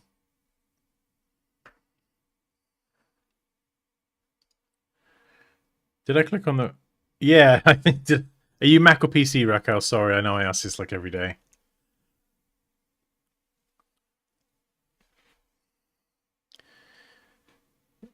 Oh, you're welcome. You are very welcome, Skysetter Designs. Yes, image trace. They're just adding the features that's making it harder to just stay on Illustrator because they're just adding the features that are missing, and then now they've got like more. So let's go through this artboard tool. So same as this is like an Illustrator thing. You can make artboards. Properties. Where we got any? Right. So I think in Illustrator you've got your properties panel on the right. A lot of that is now along the top in Affinity. So if we've got like a template, we want to smash out some templates.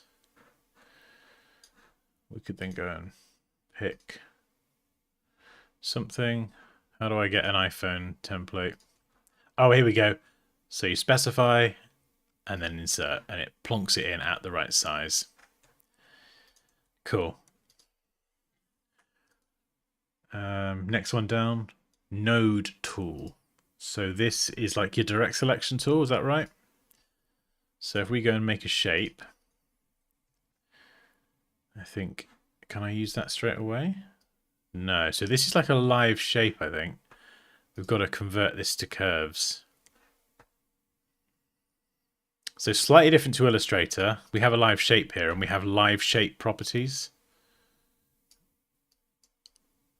Yeah, there we go, live preview. A little red dot, can round it off. Oh, look how smooth that is. Corner types. Ah, we've got a few more, that's cool. Yeah, so we've got straight. Nice. What else? Cogalicious.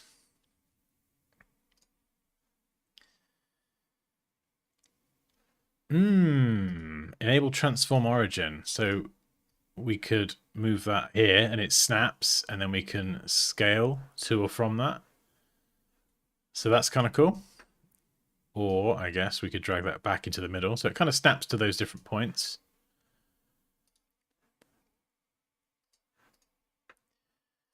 So then if we convert this to curves, you can see now we can't adjust the live shape properties, but we can use the node tool to go and adjust these. So if I want to kind of move these out, move them in,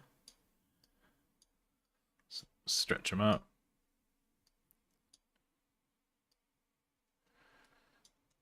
I wonder if... Lots of things above here as well. This does confuse me a little bit. So we could break... If we go back a step to that. Break the curve. Yeah, this does confuse me a little bit. So we can add points, we can delete points.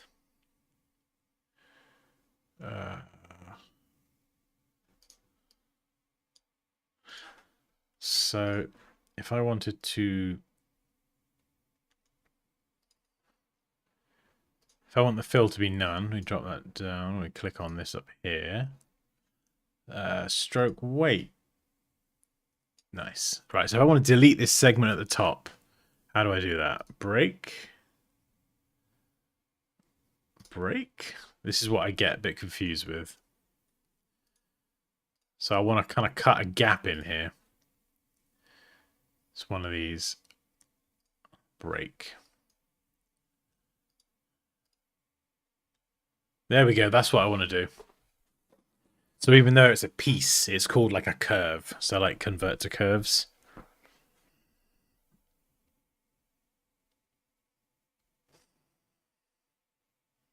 Oh, maybe it's different on Mac and PC then. Hold Control and click on the line to move it. Oops, where's Control? Is that the same for Mac or is that Command?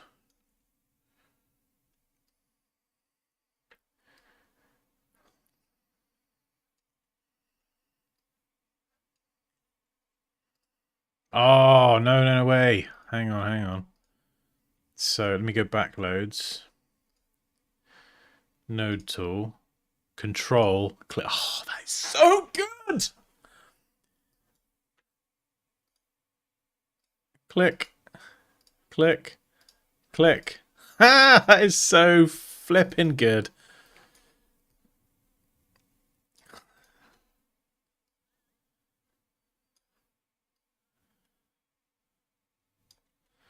There we go. So we got those and that. Align tools are up here. Bosh, bosh. We got a little camera thing. Now stroke. There. That's cool. It's little quirks like this. It just takes a bit of time. Yeah. I'm still going to do Adobe tutorials, George. I'm still... My whole audience is Adobe. But I can't ignore this. I just can't. It's free. It's going to help so many creatives. It's an amazing tool. It's done what I always wanted it to do. So I don't know. I might just have to do both.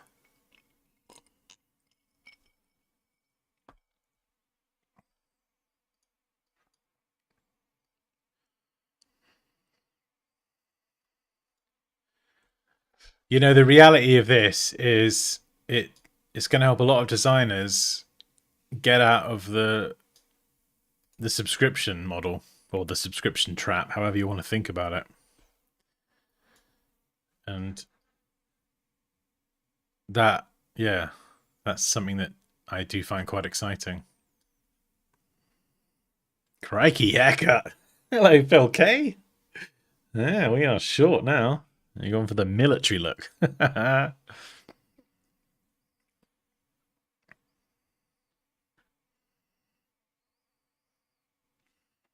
have a Discord account, but not sure which server to use. Oh yeah, if you're logged into your account, Neil, just sign up to the Discord. You'll get a link by email. Click on that, and then when you're prompted to log in, use your login, and it will bring you through into the server. Oh, thank you very much. Thank you. My barber seemed pretty excited by it. There was a bit more hair before, and he did get quite excited. Path brushes. Oh, what the what is this? Oh my goodness. What in the giblets am I even looking at? Ice cream. What did I miss? How, Paul, how can I even answer that? I can't even begin to answer that. Flipping heck.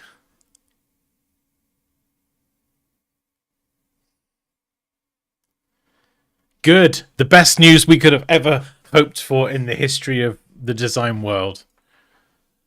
This is insane. This is Affinity. One design app. Yeah. I think everyone's excited. Look at this. Oh, yeah. But the thing, right.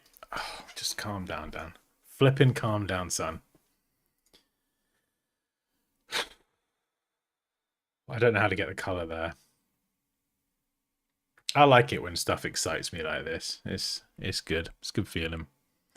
The fact that it makes it so easy to get to this drop down here is just the best. It's not buried in a menu, and then you got default brushes, and you got to load libraries, and you can't even preview anything. You just boom. Need pens? Great. Oils? Yeah. Bit of gouache? Why not? There you go, son. Have your gouache. And it looks good as well. Looks super good. So if I grab this in the node tool, yeah, look, you get live preview. Wow.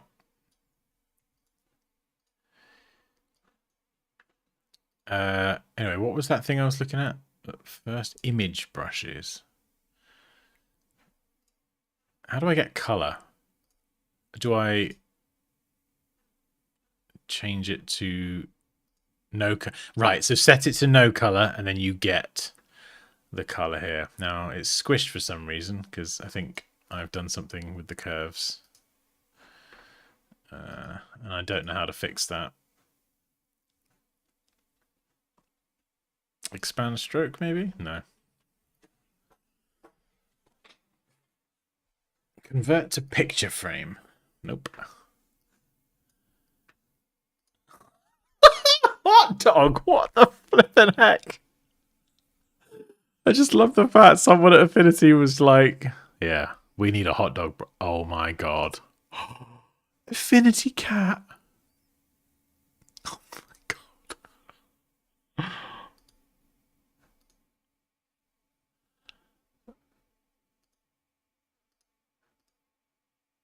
Oh, that looks so good. What about if I pick a color?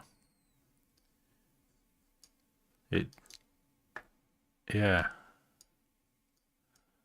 That's so cool. What?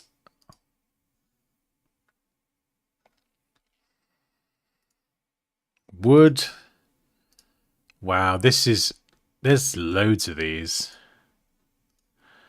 Denim. Yeah, the wood ones. That's going to be so good for like a lot of different types of design. Oh man, they cooked. They seriously flipping cooked.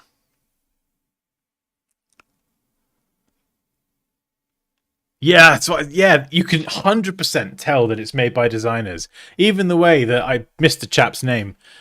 Was it Ashley? I'm not sure. The way he was talking about it, it was just, you can always tell when someone really loves like either the software, their topic, what they're teaching, because he was sort of demoing one thing and it's like, oh, hang on a second, let me just show you this other thing, and oh, by the way, I've got to show you this. I love this feature. Yeah, it just felt so so human. Yeah, I really resonated with that walkthrough presentation, whatever you want to call it.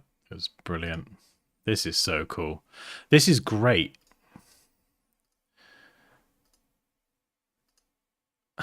I can't think when I'm going to use plasma in some work, but I might have to.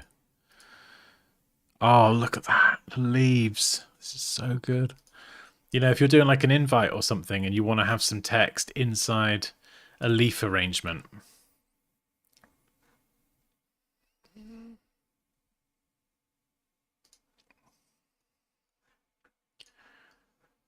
And we've got a brush.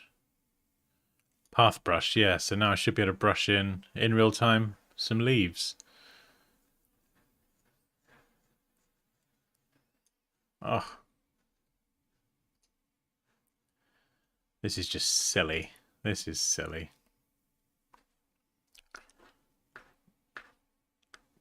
Yeah, I mean, the fact that the site seems to be crashing could be the amount of people going on it. That's I'm happy that that's the problem they might be having.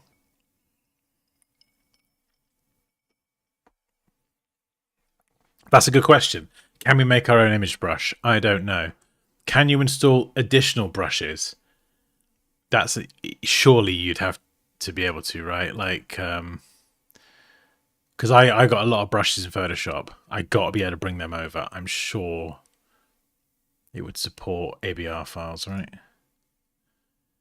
Appearance. Yeah, this panel's not like the appearance panel in Illustrator. That is a bit sort of stripped down, I think, but whatever, that's fine.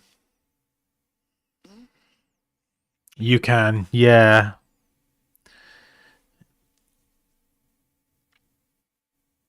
A revamp for shortcuts. I'm not sure. Keyboard shortcuts.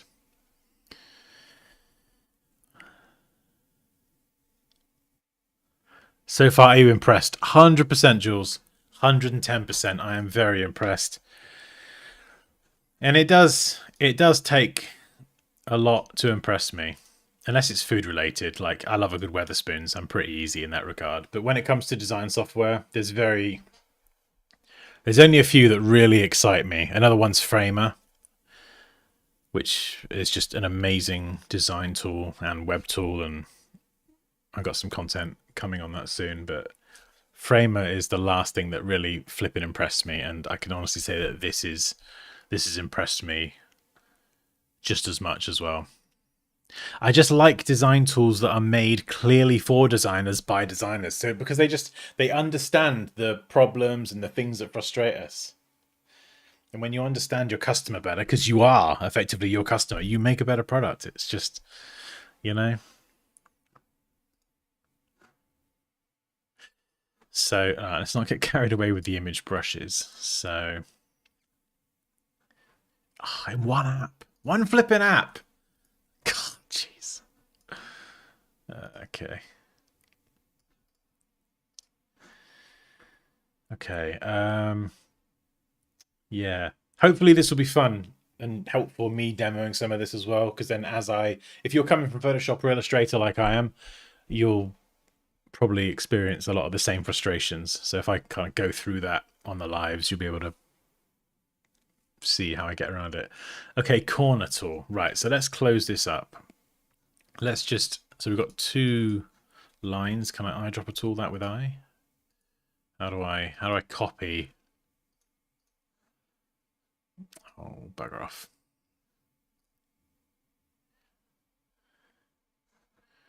Later. How do I copy the shape properties from one to another? Copy, do I select? Paste, style. There you go. It's that easy. Just intuitive. It's the hallmark of good software. So Command or Control, Shift V. Things work how you'd expect them to work. Effects as well. So if you've got some crazy blur effects, I guess. What's the array tool? I got no idea.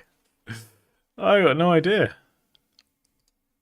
Where is it? On the left? Where's the array tool? We'll get to it, I'm sure.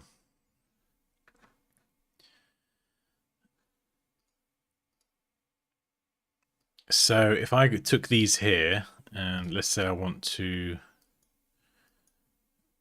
So we select them first, and then I can shift select 2 points. Where's the connect? Where's the connect option? Join. Yeah, these icons, they do confuse me a little bit. I prefer buttons. Maybe I just need to get used to them, but the pop-up tooltips are really good. So join curves, and it should connect them. And I'm gonna guess Command or Control J. No, okay. What's the shortcut for joining then? Ah, right click. So it doesn't look like there's a shortcut, but the fact you can join them. Yeah, this is the thing that's going to make it super simple. That's the same, Shift X. And then hold Control. That's such a good shortcut. I feel like there's lots of clever little shortcuts we got to learn. I'm just holding down Shift, Alt, Option, Control to see what happens. So we've got to join. So right click, join curves. This sort of stuff's going to make things so much easier. It's just once you understand the basic of shape manipulation and editing anchor points and joining lines and breaking gaps and everything, in Illustrator it becomes easier as well. So we just click to add more points, select and delete to get rid of points. So when we delete a point, it actually closes up the shape. We can. Is that break? break this curve, and now we can pull these points apart, or we can join them and connect them.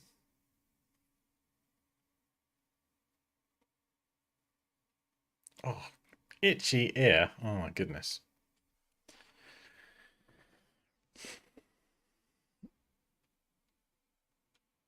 Is there an outline mode? Yeah, there is. That's, yeah. How do you do it? I can't remember. I've not jumped in Affinity for a while, to be honest. Anyone outline mode? I know it. I know it's nearby.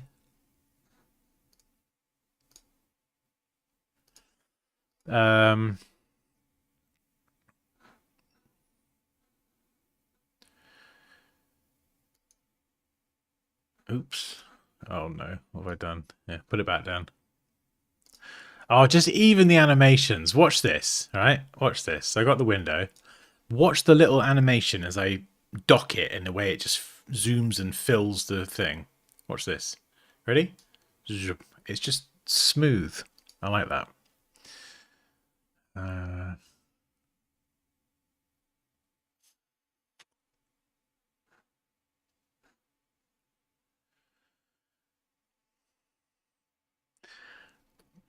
Oh, this is cool. So as I switch between the studios, they are studios, right?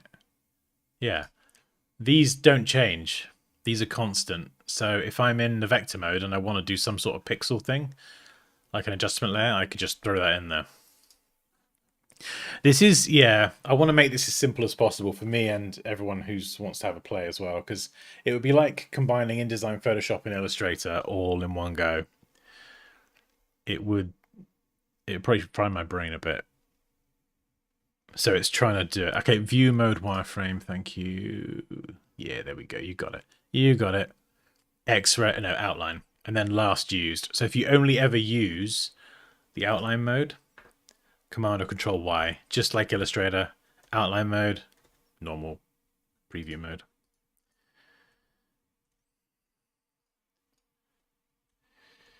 Oh, why's that? Got like a weird offset. Have I done that, or is it short-circuited? Is that a bug? Hey, have we got a bug? See, this is the thing. Whenever let's save this. So just .af, one file format. Whenever I have a bug in Affinity, a close and a reopen usually fixes it. So, one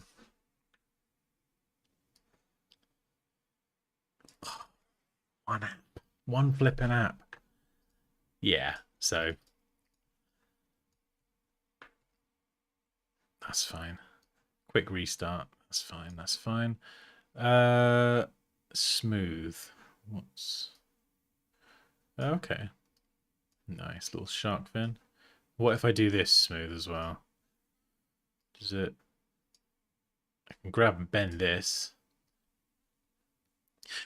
We need to definitely do like a pen tool workshop session or something, just on getting used to adding points, you know, connecting points, maybe a bunch of shapes, and like follow along, create these shapes kind of thing. This is me creating a somewhat demented banana.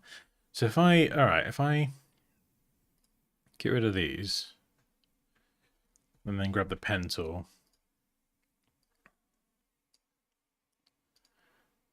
Is that connected? Or no? So we'll select them both. It should snap. Yeah, look at that. Look at that little fade. Boosh. Select them both. Join. I bet it's going to join them into 1 point as well. Yeah, look at that. Boom. No duplicates, just 1 point. Hey, Arnett. How you doing, man? Long time no see. Shape builder, yeah, good point. That is, let's see what they've done with it. So we'll make it complicated. We'll go with a donut, and let's do something like that.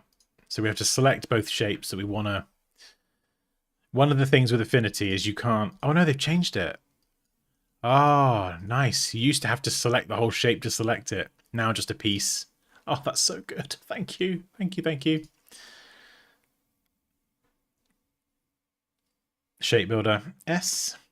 I like the fact they've got a little learn more. That is quite handy. And it pops up there and... Ah, shortcut. Oh, there we go. Yeah, why not? If you need help, at least you can get it. Right, Shape Builder tool. So there's a few different ways that you can do this.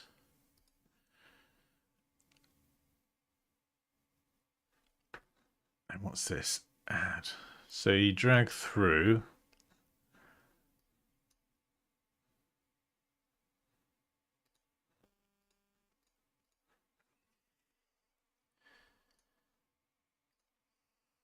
So we get like lots of different pieces. Let's try the minus. Yep, that's cool. So let's just... It definitely didn't work like this when V2 launched, or maybe I was just doing it wrong, but this is kind of what I'm used to. So then if I select this, I can go to my stroke panel, bring that down. Stroke properties here are pretty standard, arrows and all sorts of annotation devices. Fill, so I should... Can I use the fill tool? How do I fill those lines? Maybe we have to... Do we expand the stroke? No, that turns it into a fill. How do I color just this bit here and then this one behind? Yeah, it's easier, isn't it? Compositing. I've added that one. That's for like photo manipulation. But we can turn that off for now. Oh, how do I like Illustrator's got live paint. How do we do a live paint version?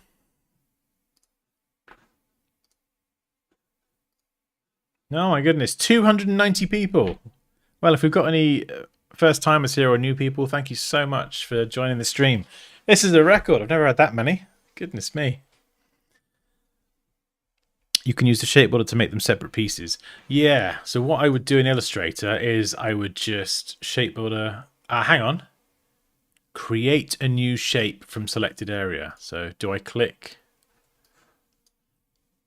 And click? That's what I would do in Illustrator. Can I now color them?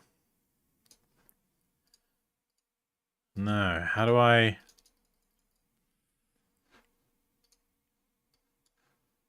How do I color it?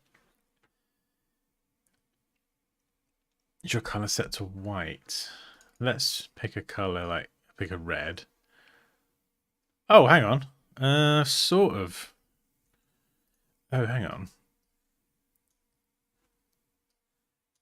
Oh no, I've got duplicates. Yeah, so how do I... I'm trying to screw some of this up with some duplicates. Or do I just select it and apply a color? It might be that simple. Let's go with the yellow. And then shape builder tool again, I guess, to just add this.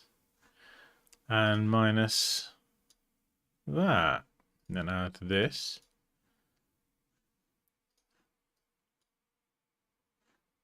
Could we...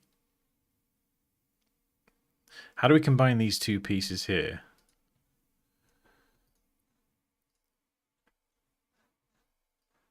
Oh no, that's okay. Yeah, so there's obviously a lot of duplicates going on. You get this with Adobe as well, the shape builder tool. But I think the geometry is clean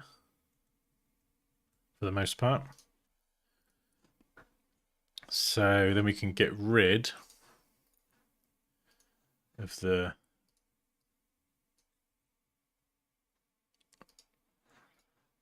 And we could add a gradient. Gradient tool's so good. Nope, not that one. Fill tool. We just change the type, so we'll go with the linear.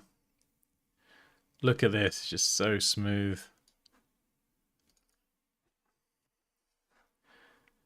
We'll go for like a nice fiery sort of gradient there. It's giving me clip art vibes, but with shapes. G for fill, radial. Yeah, why not? Adjust the midpoint. Whoop.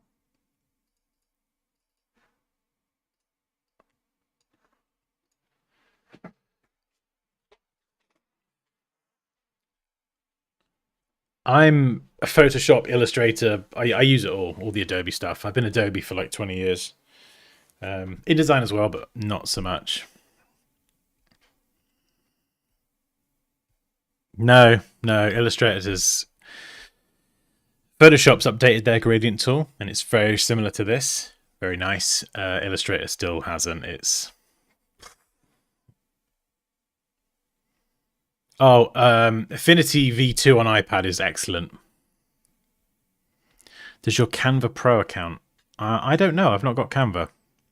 That is a question that I had. So if I go up here to Canva AI and I want, let's just say I want the generative edit and the generative fill. If I want those features, how much extra is it going to cost me? In addition to the nothing that I'm paying for base Affinity. That's the question I've got. Like, how much does it cost? So if anyone does have an answer to that question, I would be $340 a year. Okay, what's the monthly on that? That's some 120 a year. Yeah, not for. I don't want Canva. I just want like the Canva AI. So I don't know if that's. What's the monthly? Oh, 13 quid a month. 15 a month. Yeah, that's... You know, as a professional user, if I have to pay... If I would get enough benefit out of these features that I would want to use them, like the portrait blur or whatever, I'm happy to pay that. You know, the whole software's free, for goodness sake. But I might not even need it.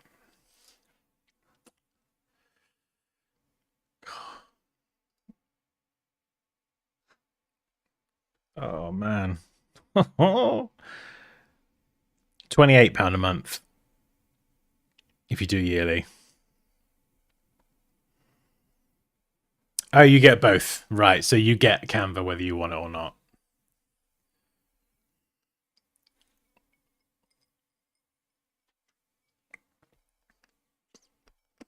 I think, to be honest, I want to try it out, but some of it could be cool, but unless I was going to use it a lot, it'd be nice to go full subscription free. At least with Affinity. Object selection. Yeah. But we'll see. We'll see.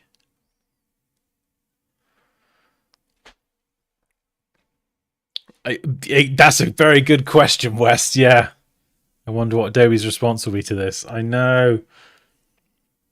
It's like I was saying earlier, like, I feel like we were all quite sort of fatigued with a lot of the AI stuff that was mentioned the other day.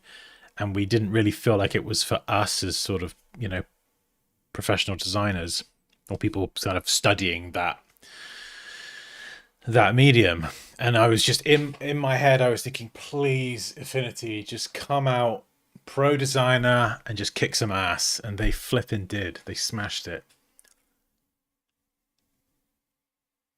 Like I predicted that they would go the DaVinci route, but it's even more than that. Like, because DaVinci, the video editing software, is really good, and they just lock a few pro features behind a paywall. This doesn't really lock any pro features behind a paywall. It just sticks the AI stuff behind a paywall. And I know a lot of people are going to be like, "That's fine. You can have your AI. I don't care." I'm just all about this stuff. Exactly. Yeah. No, I don't think it is.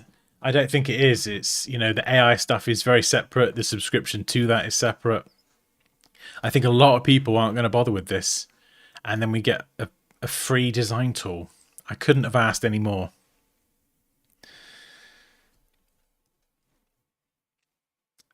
Yeah, that well, yeah, and I think that's my. Oh, I'll catch you later, Scott. Hey, thank you for joining. You are very welcome. Yeah, you are right to be suspicious, especially when it comes to corporations and money for sure. But the fact that they did say it will be free, very confidently, this is going to be free forever. That was their words. I don't know. I feel like they've built up quite a lot of goodwill, and to go back on that, at least anytime soon, would be pretty crappy,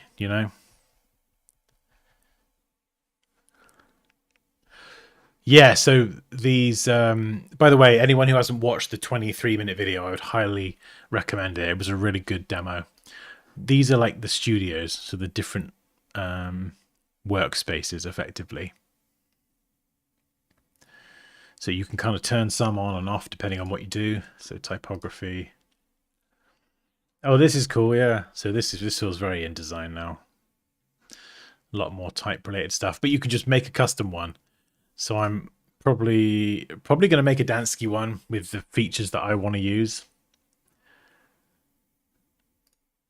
And I might just keep it to layout. I probably won't even need that. So these two here, that's your Illustrator and your Photoshop right there. So for a lot of people, I think that's going to be more than enough. Here you can choose the formats that you use often. So you've got your plus.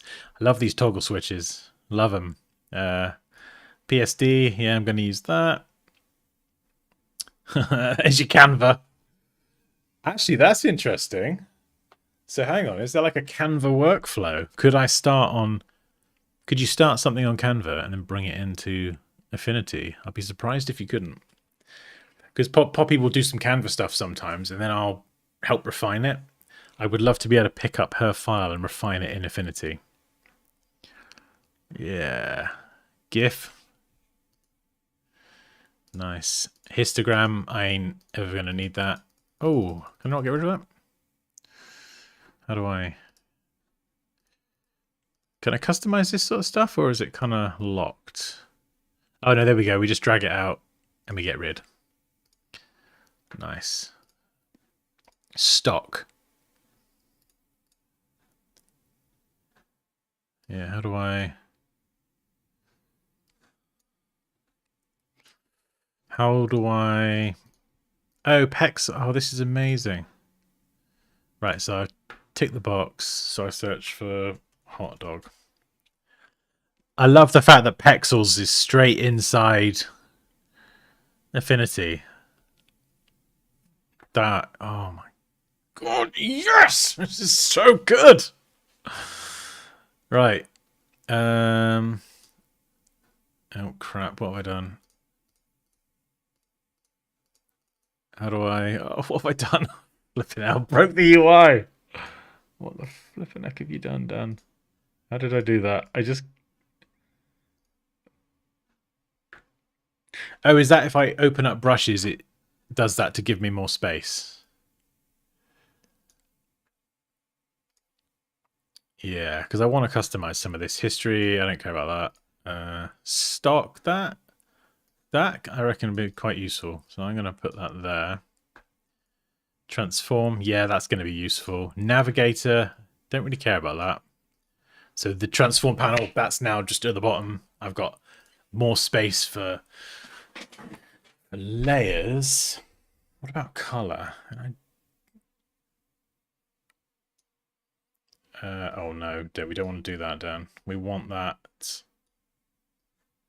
I want that above. No, please go above. I've broken it. I mean, I suppose you could. In theory, have your layers here.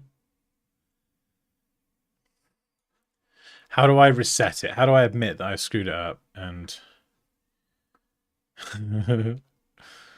reset? Yeah, there we go. Okay. I've never really bothered customizing the workspace. Where's it gone? Panels, there we go. Manage presets. Okay, cool. So I'll figure that out and save a preset that I'm happy with. Up here as well, you got sliders and things, so you can change how you see everything. Oh. Right, so I've got this shape. What if I want to add a white stroke? No, let's do a black stroke, and I want to thicken it up. I want it on the outside, and then I want to cut that stroke out of the blue shape behind. So I guess here I could expand that stroke, and then I should... hang on, wrong workspace. So we'll switch over, Shape Builder tool, and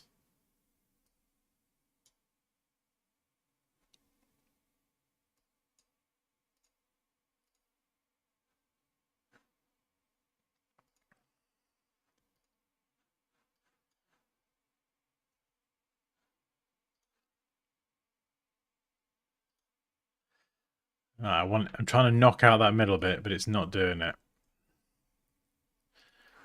Yeah, so it just takes a bit of getting used to. So we'll knock that out there. I lose the color here.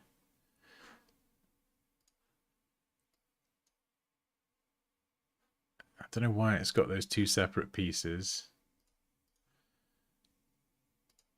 I'm trying to get rid of that middle piece. This is where I get a bit confused with how it works in Affinity.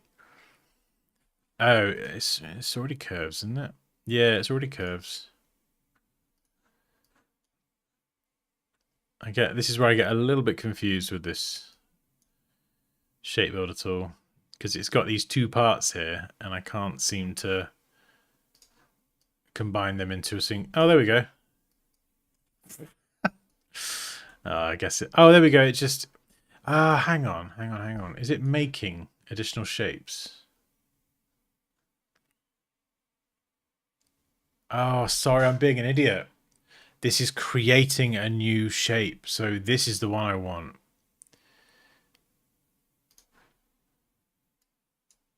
Yeah, there we go. All right. Yeah, it just takes a bit of practice. So if we cut them, get rid of all this crap, paste them back in.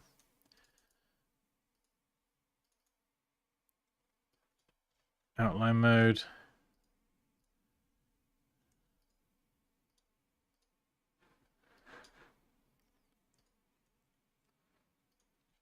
It's definitely a bit different. This is going to be the kind of thing I need to practice with.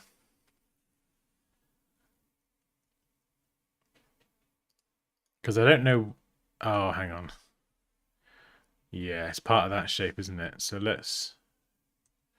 I'm trying to delete these points, and it's deleting everything. So how do I just... There we go, delete nodes. Okay. And then nudge it back in. Ballsed it up a little bit here, but... Yeah, I think you just need a good sort of set of exercises to practice. It has a lot of Photoshop's features, yeah. Edit settings, shortcuts. Okay.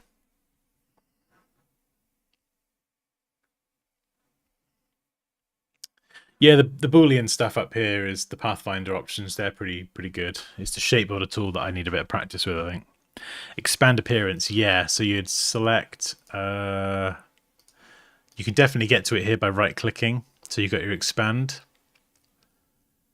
It doesn't have appearance effects in the same way. Now, if I were to apply a pixel effect, like a Gaussian blur or a crazy glitch effect, I don't know if you could maybe expand that. Because that's more pixel-based, so expand might not be applicable.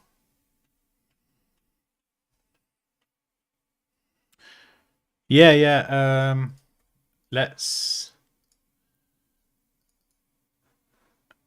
How do we... Oh, that's interesting. Oh, right. Frame text and artistic text. So, isn't artistic text just click and type? Yeah, there we go. Okay. Right, let's put that over there. Yeah, that's cool. Now rotate.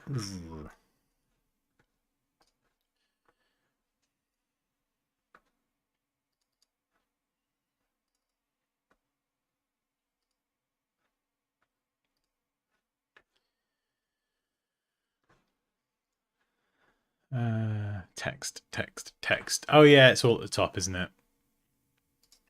So, fonts. Lots of fonts.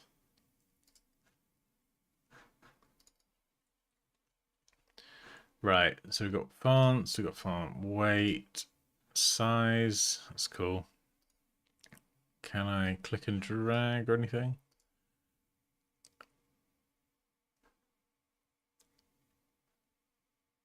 Change case. That's handy to have that there.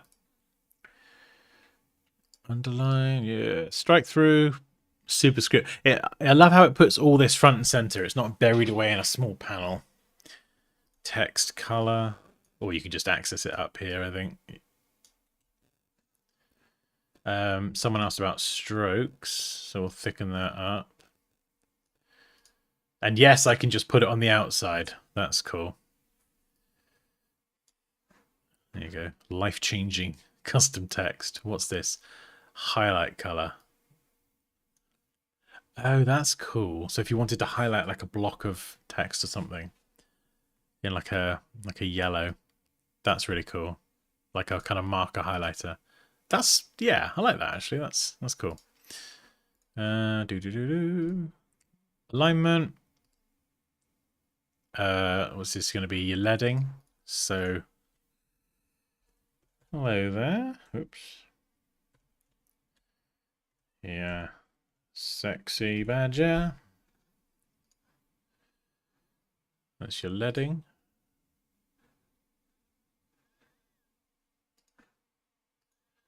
Oh yeah, this is cool, right? So you can just click on the icon here and just drag left and right. So you can kind of close up the gaps. Strokety stroke, where are you?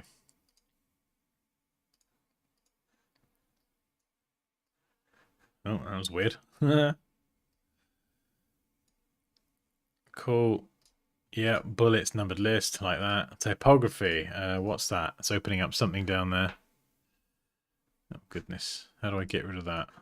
Just opened up an entire panel group.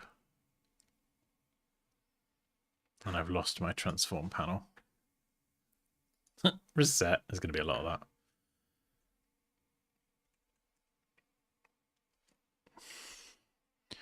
Ooh, okay. Yeah, clipping adjustments to certain layers, it's a little bit different to Photoshop, so it does take a bit of practice. Character styles, paragraph styles. Yeah, it's just everything you need front and center. Where's more text options, though? There we go. Yeah, so paragraph and character. So, optical alignment. Yeah, cool. And then we've got all the baseline shift. Yeah, kerning, tracking. That's the business. So you could, if you want, and you don't want to use the top, you just whip that open. You've got your character options there. So that's fine. Change the case, uppercase, Bush, Montserrat. Let's do that. Oh, that's regular Montserrat. Why have you not got normal Montserrat? That's weird. I've definitely got that font installed, so I don't know if it's like an Adobe thing that it's not activating it.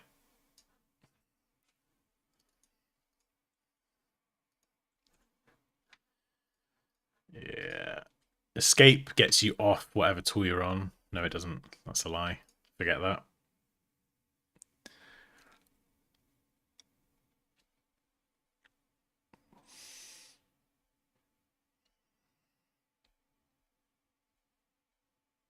Yeah, good point. Yeah, you got your character panel here. And then these arrows are like options, I think. So, oh, this is cool. This is much easier. So, right, there are lots of panels that you can just turn off what you don't need.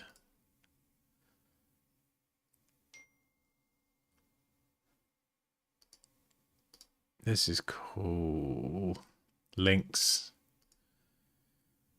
Navigator, I don't need you. Character, where does it put that? Oh, it just brings it up there. Oh, that's cool.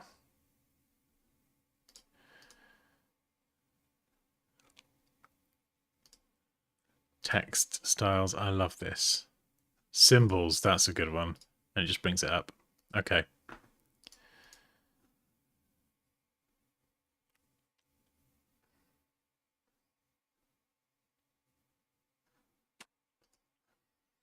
Is that Command or Control T? Yeah, Command or Control T just to bring up the character panel. Command or Control... Nope, that's print. I don't know what the paragraph one is.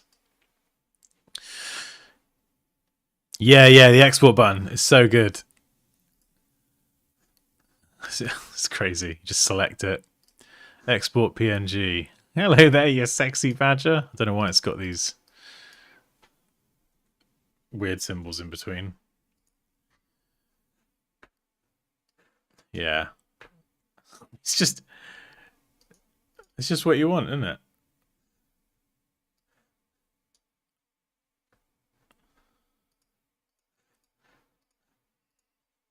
Yeah. Ah, yeah, so you can choose the one you want. It's just such a pro designer thing, isn't it? Like, I don't mean professional, I mean like pro, like for designers. If you're exporting in JPEG a lot, you just pick your favorite. All your presets are there. Bosh. One click. Export. Where do you want it? So what if I... Hang on. What if I do this then? Let's select both. What's that going to export? The whole selection? Yeah, the whole selection. There's one image. Okay.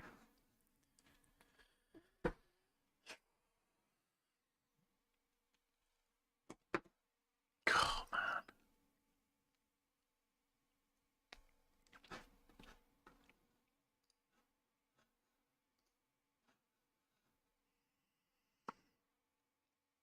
It's literally, it's like we know you export all the time. What's the TLDR highlights of performance experience so far? Yeah, so far the experience has been excellent. The offering is excellent. It's flipping free, apart from AI stuff. So if you don't want that, you get the whole Affinity for flipping free. It's like a similar to V2. Great set of tools, great UI, makes sense. I think if you're new to Affinity or you're like me, you're switching, they're combining Illustrator, Photoshop, and InDesign effectively into one app, which is great. It's just going to take a bit of getting used to, figuring out the tools, and then learning when and how to switch, you know. But I think together we'll be able to figure it out pretty quickly. We'll be able to get a handle on it. Maybe we do some Affinity streams. That's going to force me to use it, which will be good. And I know you guys are always super helpful when it comes to helping me out with stuff. And maybe I'll be able to help out as well. So we can just learn it together quickly.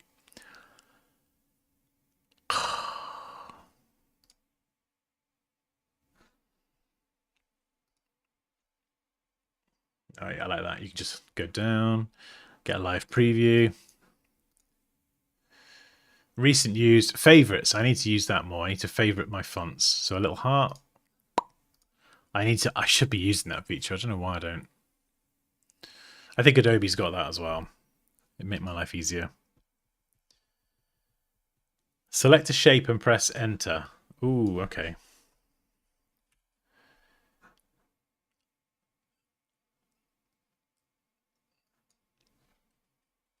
So we could move it and then...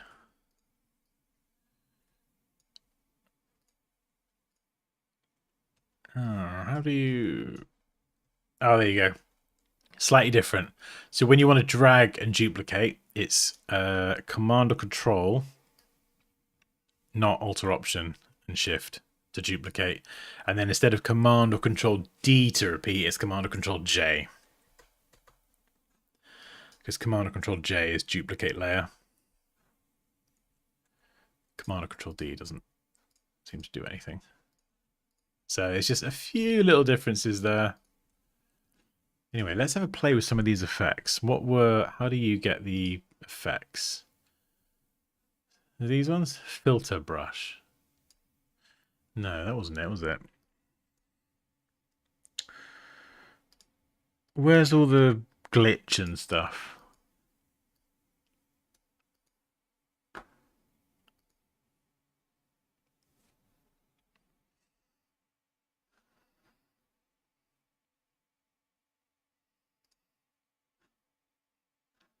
Oh, there's loads of these. Glitch. Go on then.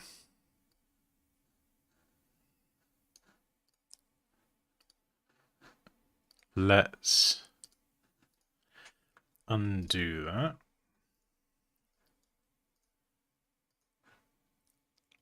We'll convert to curves. Then we're going to glitch. Oh, there we go. Oh, it's added the glitch to it. There we go.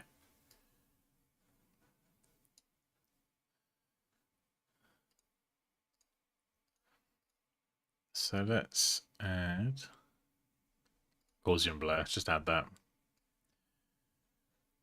I mean, it's just so responsive. Look at it. Can we go beyond 100? I reckon we can. Yeah, there we go. And it adds that there. Can we add another one? How does it handle motion blur? It's not added it to the thing though. So how do I add it? Oh yeah, there we go. It just adds them. Yeah, sorry, I hadn't selected it.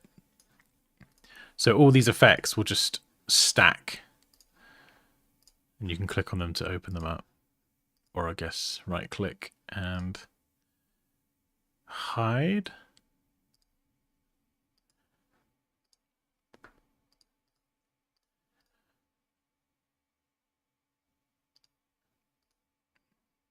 I want to be able to select it without it opening up. So I can select it or double click to open. That would be helpful.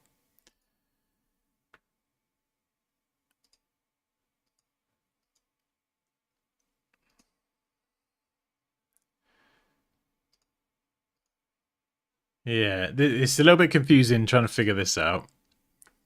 I'm sure it's fine when you get used to it. Yeah, so if you don't select anything, it just adds a glitch, which I think affects everything under it. Yeah, you can see over here. If I drag it down, yeah. So the glitch is like an adjustment layer that will affect stuff below it. Can I drag it onto this?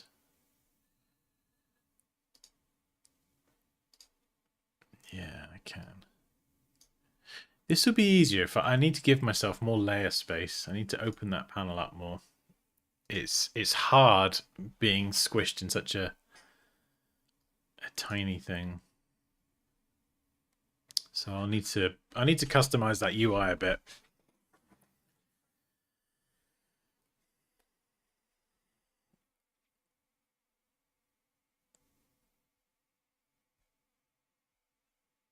A stands for duplicate. Scale and multiply at the same time. Can you? How do you do that? Is that with the enter? Oh, I see. Right, I got you. So, yeah, we could just click and drag on the text. This is like the transform panel. This is cool. Angle 360. No. Rotation. That's cool.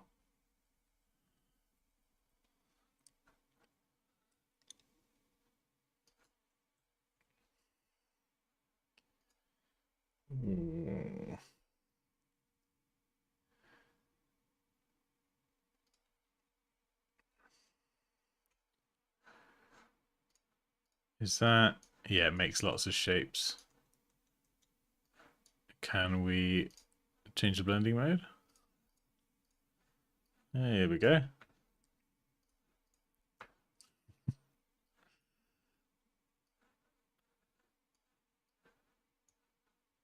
Group. Let's apply a filter to that. We'll do a glitch.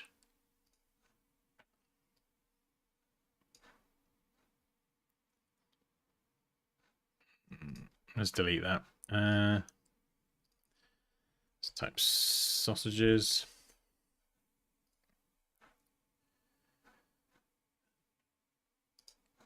Well.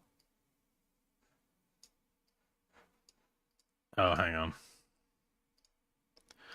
Okay, it's not really working on that. Let's try liquefy.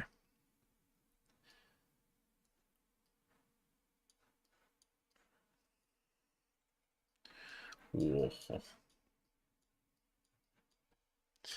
There we go. Done. There we go. I like that that is just fully non-destructive though. You can just hide it or delete it if you decide it's awful.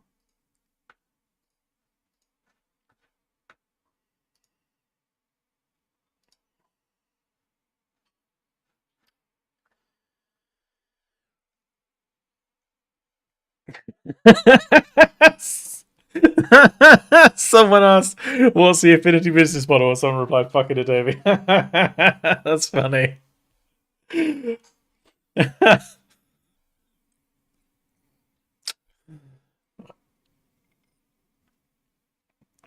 Oh, maybe it is. I got no idea. Only those at Affinity would know that. I mean, that's one way of putting it. But you know, competing with your competitors is usually a good idea in business. So, and I think in terms of that, then you know, you could definitely say they are competing.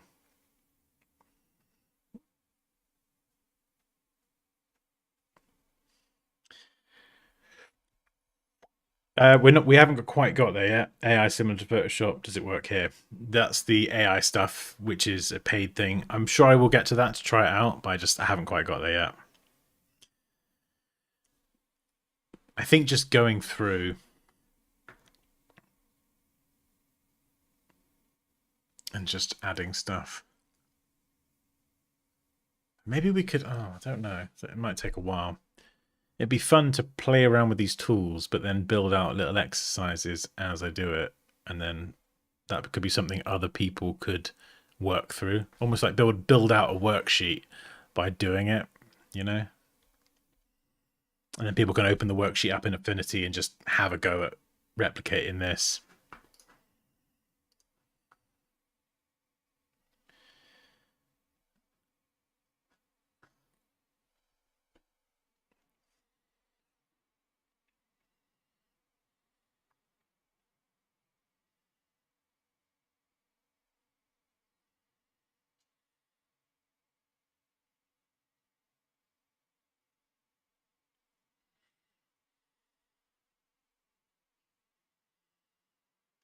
Oh, what a day, eh? What a day.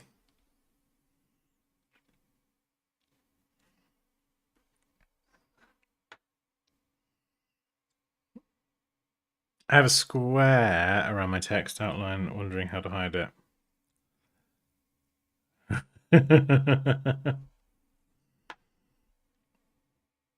Oh, it does have a 30-day trial. That's cool. Yes, I will. Once I've figured out the rest of the UI and everything, I'll jump into the AI stuff so I can try and get the most out of it, and then just let you know if it's any good, if it's worth it. We can play around with it and stuff. What a month! Ugh, I know. I've not tried image trace yet. I'm really just this is quite similar to V2, but it's just getting my head around it again. So yeah, please be patient, because as soon as I get around it and I play around with it more, when we do a stream with it or whatever and people have questions, I'll be much more helpful then. It's just my brain is still reeling from the fact that they actually. I mean, it was beyond. If I have my best case scenario, they went beyond that as well. Well done, team. Well done. Yeah, image trace was that was probably one of the last real remaining features that Illustrator had that I really wanted to bring over. And I think they're working on a blend thing they showed as well. That's another useful thing in Illustrator, the blend tool. Not all the time, but sometimes. Yeah, literally, they answered their own needs, yeah. Oh, you're welcome. It's my pleasure to go through it. It's exciting. It's genuinely exciting. I've not tried background remove yet. There is a smooth tool. Yeah. What we got? Pencil. Ooh. So you've got the stabilizer, which is good for smoothing as you do it. Love it. And stroke. But if you draw this and you want to smooth it out, yeah, you got the node tool. Oh, hang on. Let's select these points and then click the smooth curve. And that doesn't do anything. So, what do we keep clicking? I don't know. Doesn't seem to really be doing anything. How do we smooth? So if I click all of this, how do I smooth that? Convert to smooth. I don't know how we just... Oh, hang on. What about a pencil tool? There's a... Oh, hang on. There's a resculpt feature. Where is it? No, not rope mode. Where is it? There's a... Is it this one? Sculpt. Yeah, there we go. So you can redraw bits and pieces. Whoops. So, but I don't know, what's the quickest way to smooth this? You know, in Illustrator, you just grab the smooth tool and run it over and it sorts it out.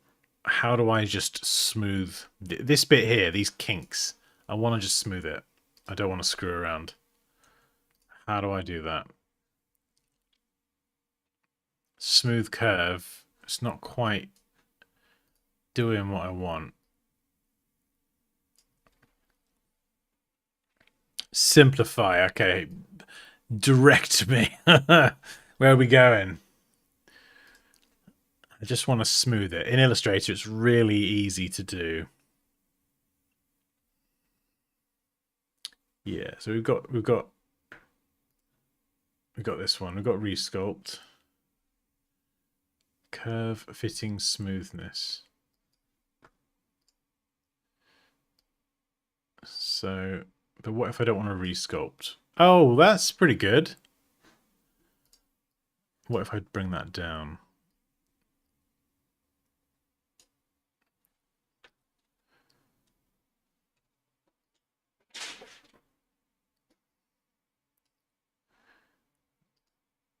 Let's go back to 50 then. That did a pretty good job.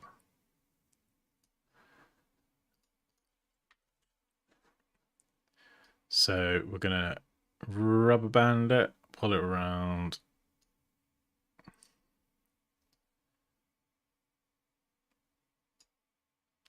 That's not too bad. It's not as good in a pinch. I like just being able to mindlessly scrub over something, but we can still do this. So Alt or Option, yeah, that breaks it. That's cool. So we can still edit curves pretty easily. I'm sure there's a way to just quickly give something a little smoothy smooth.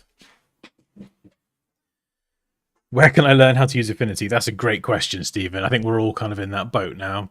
I think a lot of us are interested in learning it. I am, for sure, 100%.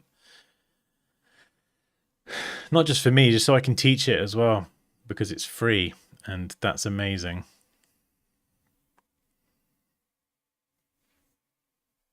Yeah, not really 3D. It's not really useful for 3D. Like, you've got your blending options, effects. Here we go, 3D. This is more like a bevel, though. I know you got that there, but it's more. It's good It's good for quick 3D, but then again, Illustrator's 3D, like, I don't know. I feel that's a bit gimmicky. You know, I'm not using Illustrator to do 3D. Yeah, it's great. You can take an existing design and make it 3D, but then you've got like all the AI stuff nowadays and Firefly and everything. So those 3D features are they've sort of become a bit redundant, really.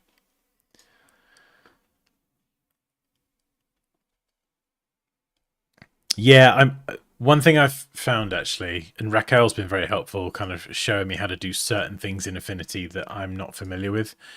There's oftentimes a way to do a lot of stuff you can do in Illustrator, but it's just maybe not immediately obvious. Especially if you don't really know the software. So,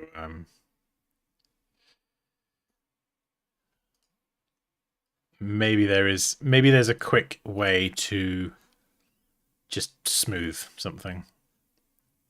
Or maybe it is this option, I'm just using it wrong. I don't know.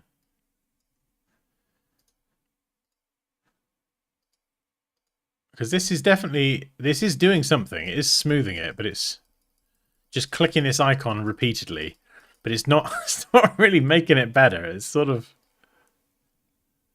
almost kind of making it a bit worse.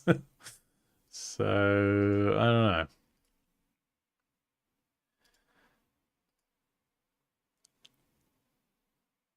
know. Scale with object. That's quite useful. So if we scale this, it's going to scale. If we turn it off, it's going to maintain that 10-point weight. Regardless. That's usually in Illustrator's transform panel, so that is in the stroke panel now.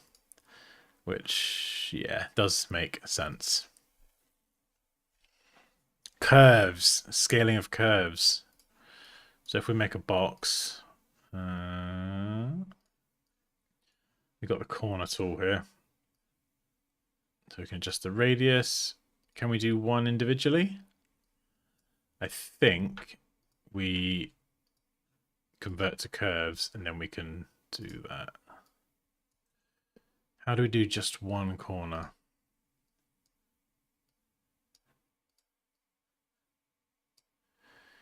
How do we do just one corner, Dan?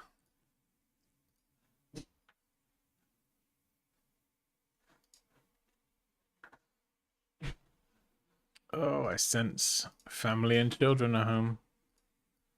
Oh, yeah, there we go. Whoop. Here we go. Oh, good lord. What the heck is that? A jar of pickles? You lunatic. What's that? We still streaming? Yes, we are. Wow, what a day. That's good. Oh.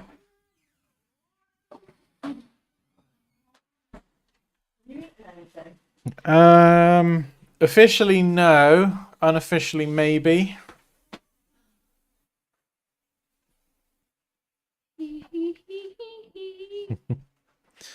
Yeah, turning on different grids and things has been usually very easy in Affinity. I can't remember exactly how to do it now. But there is a way to get isometric grids and snap to them. It's really cool. So where is it? You got lots of snapping options up here that even just looking at that melts my brain. But snapping, you can turn it on very easy. So, oh my goodness, gonna have to play around with this so much. I think I need to take some of my maybe existing design work and just try and recreate it. And go through it. What's quick effects? Someone mentioned that earlier. Oh, that is your effects. Yeah, yeah. Okay, so that's your effects thing here. Layer masks, adjustments. Yeah. Container layer. What on earth is that? What's a container layer? Oh yeah, we can... Number of columns. Oh, okay. Encroaching on my workspace, yet familiar. I like it. 8 columns. There we go.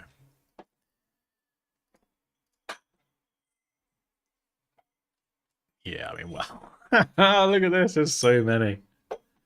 I definitely want to take on the challenge of trying to have one workspace that just uses everything. Maybe. Or maybe having them separate is good. Just like switching between Illustrator and Photoshop. Just bosh. Maybe that's easier rather than confusing myself. For grids, go to view. Oh, of course, grids. Yeah. Is that the one? Preset. Isometric. Oh, so many settings. So the event was good. Oh, Pops, it was just flipping brilliant. Yeah, they started with all the Canva stuff, and then Affinity just sent a video out separately. And we watched that together, and it was like a 23-minute video. And it was just a guy walking through it, talking to us like a normal person. I think they're based in the UK, actually. The Affinity team, British guy. Yeah, just I didn't catch his name. Just talking through everything, and what they've done is they've made the whole Affinity program. They've made a new one. Right, I've wanted this for years. I've got to calm down here. You got like Adobe Illustrator and InDesign, very similar. Could be one app. Adobe Designer. I've wanted that for years. Affinity, you had Affinity Designer, Affinity Photo, Affinity Publisher. So 3 apps, but there's a lot of crossover. The new one is just Affinity. One app does it. To infinity and beyond. To infinity and beyond. So if you want to do photo editing, do it in Affinity. Illustrator, logo work, graphic design, Affinity. You just do it all in one flipping app, which is amazing. Yeah, way better. One app to do it all. And it's free. It's free. The whole flipping thing. Did it used to be free? No. I mean, even before it was you buy it and you own it forever without a subscription. Do you get a refund? What, on that free purchase? No, you don't. On the not free purchase? No, so the people that bought V1 and V2, they get like a bunch of bonus fonts. So they even acknowledged people that had bought it and said, like, thank you for supporting us. Wow, that's so good. Have a free... Yeah, it was just so, like, honest, wasn't it? It was just super, like, transparent. They addressed a bunch of stuff. Oh, what a good company. Yeah, and the only thing you got to pay for is they've got some, like, Canva AI features in Affinity. If you want that Canva subscription, most people don't care about the AI stuff. Yeah.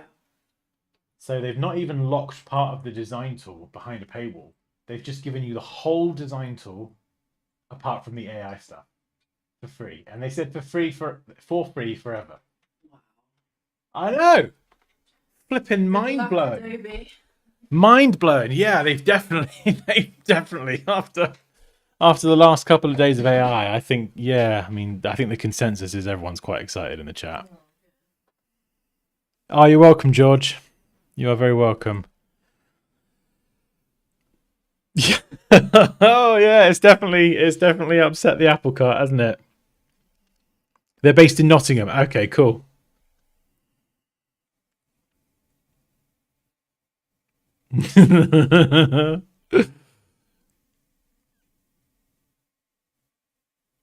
Oh. Yeah, it's pretty exciting. It is pretty exciting.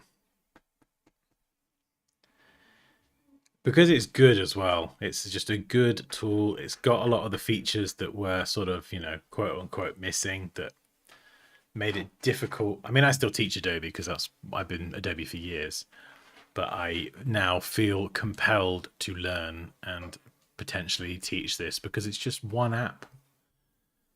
And it just makes it... It's just the workflow for designers is so smooth, especially if you're working on like a bit of graphic design, like a poster or something. You just do it all in one app, and that one app is free. All I can taste is pickles. All I can taste is pickles. I had a garlic and lemon shot before the stream. It was potent. Oh goodness, I got a lot to learn. It's going to fry my brain. But then hopefully I can save everyone else a bit of brain frying.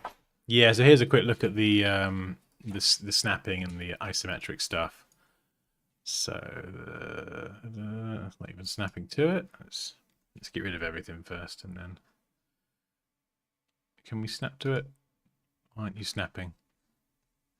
Why you no snap, huh?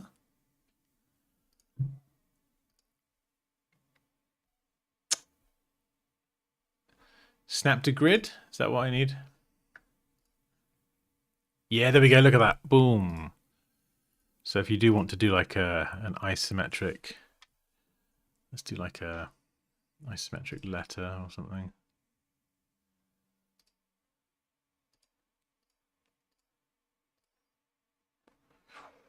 Is that the right number of spaces? I think I might have counted this wrong. Oh, there we go. Yeah, S for something. And then we could go and do... Oh, is escape deselect. That's quite handy. That's a much easier shortcut. So we're going to do that. Escape. Still got the pencil selected. That is pretty cool. And we could go and do that. Escape. Really good snapping. And like, is this snapping? And then how's this going to be? 1, 2, 3, 4. And these are all staying as separate shapes as well. So let's see if we can do a sexy S. So where's my colours? Let's get rid of the stroke. In fact, eyedropper tool. Yeah, there we go. Let's do that. And then down here, we'll just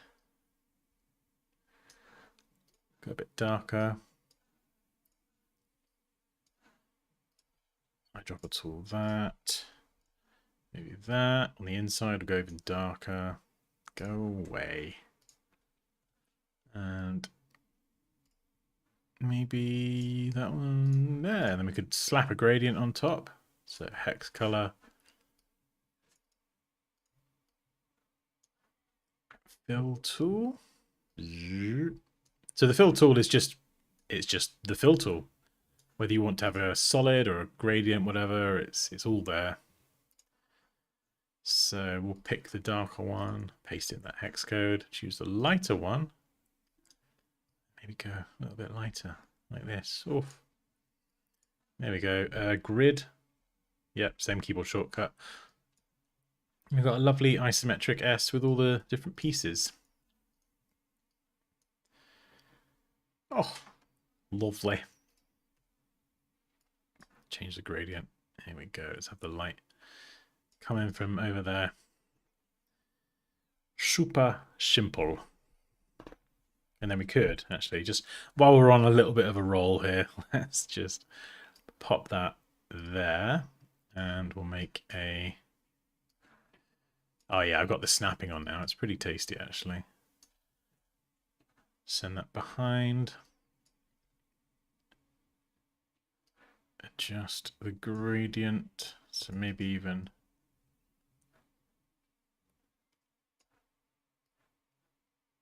bring it a bit closer. Whoops. Something like that maybe. And how do we lock that? Command or Control L? Nope. That's levels. Whoops. Let's get rid of that.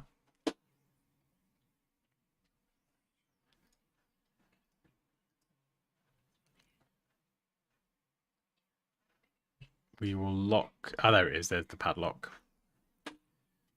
And then we will select all of this. We'll duplicate it. We will. I hear a child laughing. Combine it together. Yeah, there we go. And now we've combined it together, we can add a filter, Gaussian blur. Bump it up. We'll make it slightly more. Oh, you off to bed? Night. Yes. No. No, it's sorted. Love you, monkey boy. What are you making? Letter S. It's floating. Do you like it? Why is it floating? Good. I'm glad you love it. Make it a bit redder. Ollie peas. Yeah. There we go. Look at that. Beautiful. Why are you making it white? Huh? Why aren't I making it white? Yeah, why aren't you making it white? Making what? What? Why are you not making it like yellow or something? Because I don't want to make it flipping yellow. Who asked you, kid? Oh, look at you, Mr. 5-year-old designer all of a sudden. Oh, that's a good point. What you? Why isn't my design work on brand? You can do like Dansky Orange or something. You're 5. Go to bed and dream about sheep or whatever 5-year-olds. Farting on stream is strictly prohibited. We're done here. Wait.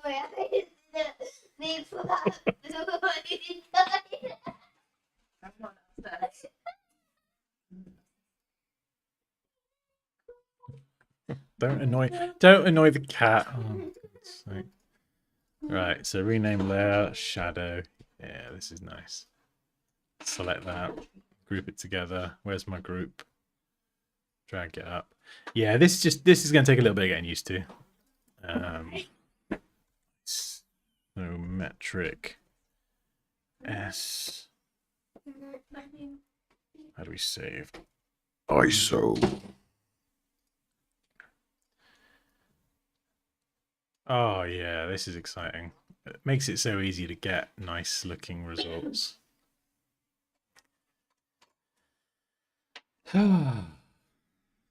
Nice. Huh? Have you watched the new Stranger Things trailer yet? No, We'll I watch haven't. it in a bit. We can. We've still got a Gen V to watch as well. Oh, Or is it 2? No, I think there's only one left. Wait, 1 left and that's it? No. Yeah.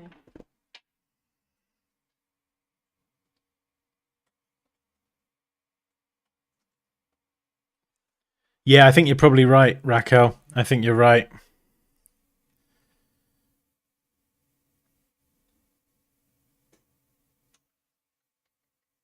I think we'll just have to wait and see what happens. I know, there's a lot of ifs, buts, and maybes, but I will take this as a massive win for now. And them coming out and saying it's free forever, twice pretty much in the same video, with the updates free as well. That's cool for the foreseeable future anyway. Oh no, there's 2 episodes left. Okay, are they both up? They're both up, yeah. Yes! Gavin says, pleased to see the auto trace facility for vectorizing images. That's a big win. Yeah, that was one of the ones for me, Gavin, that was like, I don't use image trace all the time, but it was just sometimes I do. And to be able to, if they can get to a point, or maybe they have, where it's like I don't have to go back into Illustrator. Don't get me wrong, I love Illustrator and Photoshop, and I will still use them, but that's the point they got to get to, I think, is where you can do it all in this one app, which they might have actually just smashed.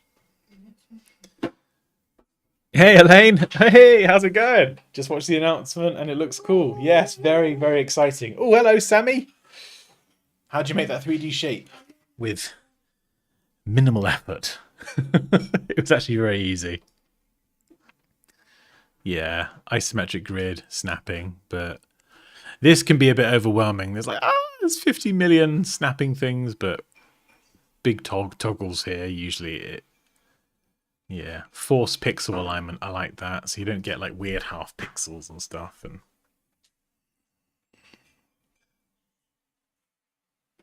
oh no, the font collection. They said they're going to roll out bit by bit. So I've got V2, Affinity V2, so I should get that, I guess, at some point which that'll be nice.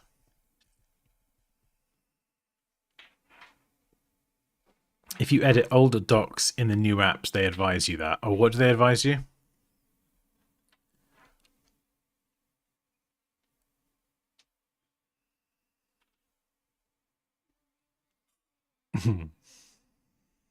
Affinity Motion Designer, yeah.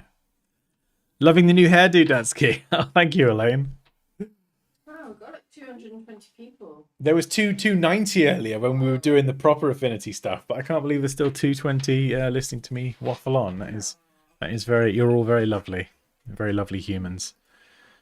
Yeah, exciting. Genuinely excited and overwhelmed, and probably need to go and have a lie down, and then some food, maybe in that order. What did you say?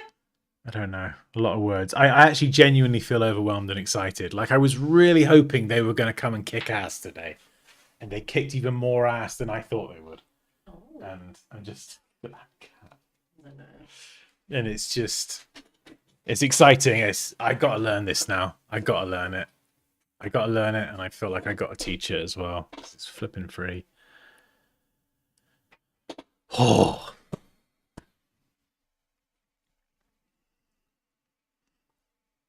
When it's free, it means you're the product. I mean, sometimes, yeah, I get what you're saying with the saying. Same with Instagram and Facebook and everything, but I don't know. Like, if I'm using this and I'm not paying for any AI features, I'd be curious to know how I'm the product, Yeah, maybe they might email me with some special offer or something. I get what you're saying. There's always usually like an angle. But I don't know. It's a pretty good offering.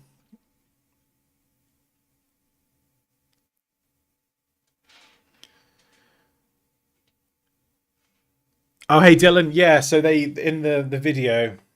Has anyone still got the video? I'll see if I can find it. Yeah, here we go. Hang on, let me link this. It's worth a watch. It's 23 minutes. It's on the YouTube channel. And I think it's a bit later in the video. It's a bit later in the video, but they just talk about, if you bought V1 or V2, then there is a font collection that I think they're going to roll out in the next week or two that you'll have access to. We'll have access to, because I got it 50% off. Mm. Hey Logan, yeah, I'm really excited. I am actually genuinely excited, which is a nice feeling. PNG to trace, yeah, I want to see how that works. I want to see how good that is. Maybe we put that head to head with Illustrator and we see which one comes out on top. Thinking about it more, it's such a good move to have this free for designers, since a lot of designers don't like Canva, and this might change how a lot of people look at Canva as a company. Yeah, I'm sure there's some sort of strategy there. I'm sure there's some sort of strategy where they, they've got the bit of Canva in there. But I just like the fact they're separate things. Yeah, they're just very separate things. Like Canva is its own thing. It's for more casual users. Like that one over there. And for that audience, it's great. Like, Poppy uses Canva, and it's great. She powers her business and does stuff with Canva, and it is amazing. But it ain't for me. In the same way that Affinity is not necessarily going to be for her. So it's two different audiences. Yeah. So a background removal tool, has Affinity got that? I got to play around with this. I'm more familiar with Designer than I am Affinity Photo, which is now in this workspace here. Oh, can I change the colors for these? Oh, I can have icons only. I just love this. Flipping love this. Oh, that's cool. Oh, yeah. Anything to keep it clean. Icon only. Yeah, that's... And...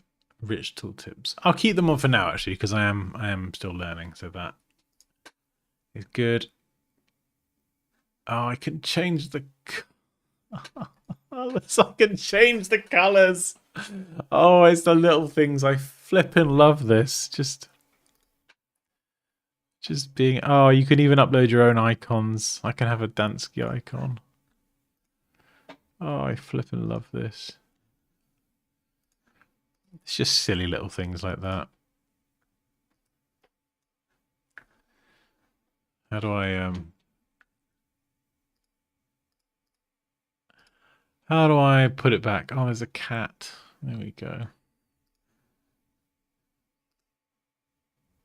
How do I reset it now that I've... yeah, sure. Oh, there we go.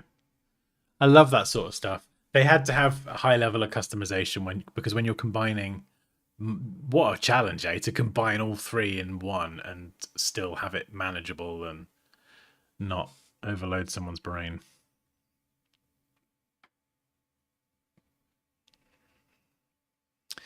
Yeah, that would be a good one to test out, select subject, because select subjects in Photoshop, especially lately, is flipping phenomenal. It does an amazing job with like the spokes on a wheel and stuff. So yeah, I feel overwhelmed as well in a good way. It'll be interesting to see how the AI facility will support the cause. Will there be enough people in business who will flock to it, maybe for time constraints? Yeah, I don't know. I think, like I said earlier, like I might play around with the... someone said you get a 30-day trial of this stuff. So if that stuff is worth the cost of a subscription, then and it helps my workflow and makes things faster and easier and saves me time, then yeah, sure. If it's just not, then I'd like to try and stay away from that if I can. Another course in the making. Yeah, quite possibly, Elaine. Quite possibly. This is cool. Really cool.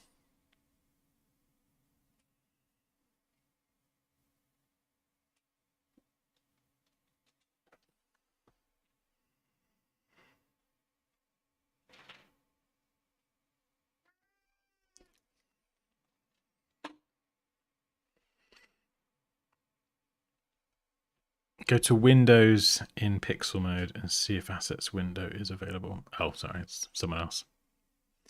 B2's got a quick selection brush. Yeah, I think we got one here as well. Pixel selection brush tool. Yeah, is that the same thing?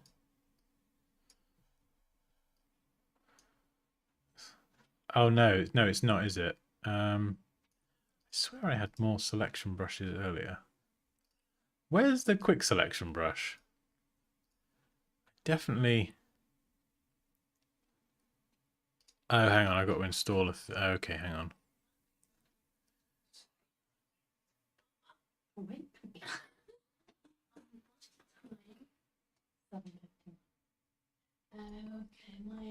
Okay, let's just... whoa, what is that? Oh, okay. That's cool.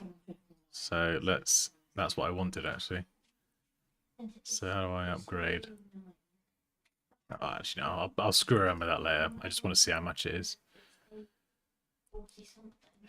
Segmentation. Okay, where's the quick selection tool?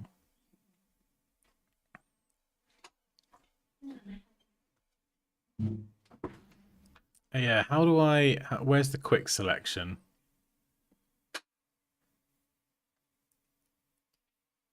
I swear I had more of them up earlier on. W. That's the magic wand tool. I had a bunch of selection tools earlier. My brain is short-circuited. Where have they gone?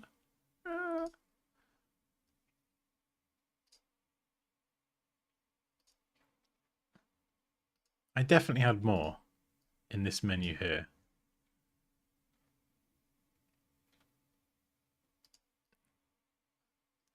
No, there was the selection brush tool and there was...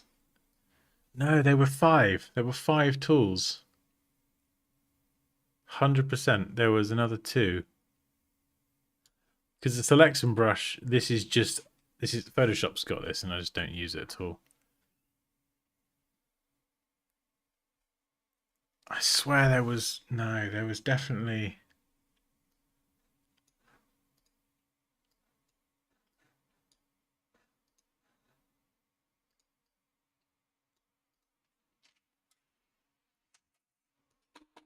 Unless I'm in the wrong workspace.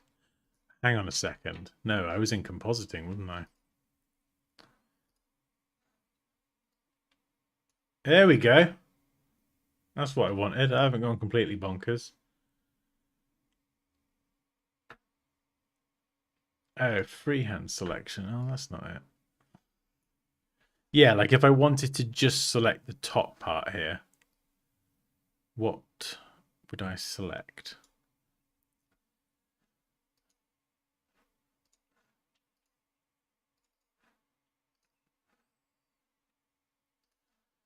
How do I... Yeah, I just want to just select the top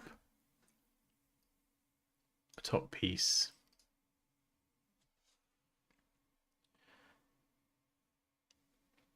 Good to see Dansky cooking. Try to cook. Cooking/learning. Yeah, get in the kitchen.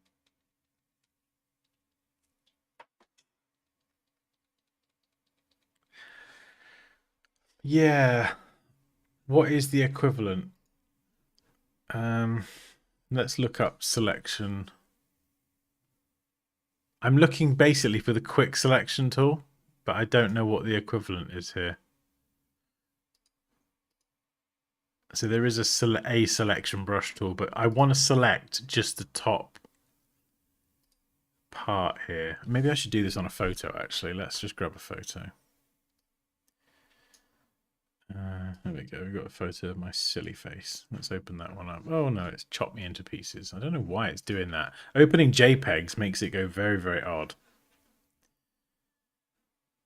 Yeah, I don't know why. It's opening JPEGs like this.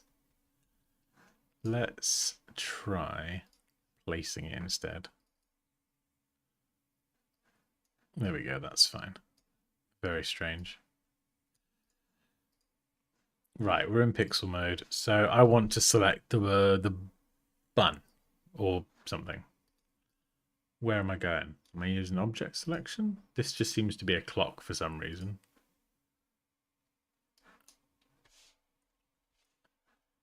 Ah, okay. So it does, right. So it selects parts, multi-part objects, soft edges. Ooh, that's cool. Oh, this is good. Yeah, this is cool. So as I move around, if I hold down, can I click and drag through it? Sort of, yeah. Oh, okay. That is kind of similar. I'm holding shift and you can see the area that's getting captured. It's not as easy to use. But I suppose once I got the main bits in, I could then go selection brush and just... Oh no, actually, the selection brush is sort of doing it. Yeah, it is actually kind of going around. Yeah, that's what I want. That's what I want. Sorry. Photoshop does have a selection brush and it's sort of a bit weird and it has a quick selection too. This is what I wanted. So if I want just the cheese, yeah, this is what I want. So, but it's just called the selection brush. Then I can make it smaller. Yeah. We're cool. We're cool. And soft edges. I like that. I want to see what that does. If it does what I think it does, that's excellent. How do we... Let's go back. Turn it off. So that's very jaggedy. You can see the aliasing around the edge there. So if we then go soft edges and do a mask, is it the same or not? Is it slightly less jaggedy? Might be a little bit less jaggedy, I'm not entirely sure. Ah, and we can select all layers as well. Oh, this is all pretty straightforward. Yeah, this is cool. This is cool.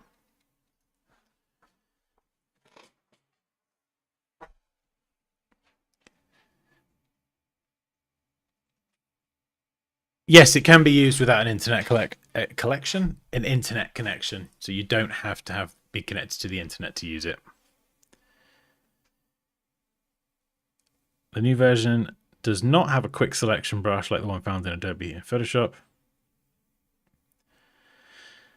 Yes, it does function similarly. Okay, I was panicking for a second there.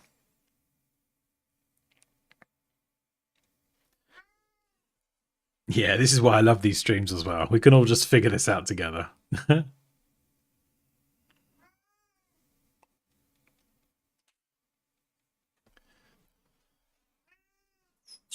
on then. Come on then. Are you excited for Affinity?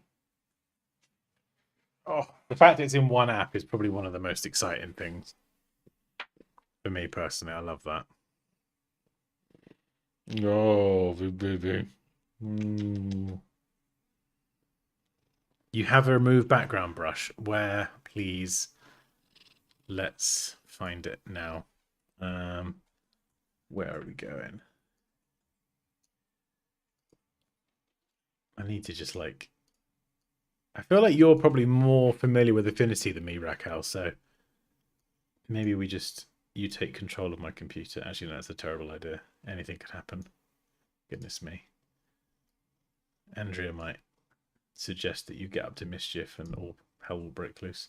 Where's the background remove tool? No, it's new. Oh, where is it? Raquel, point me in the direction of said new tool.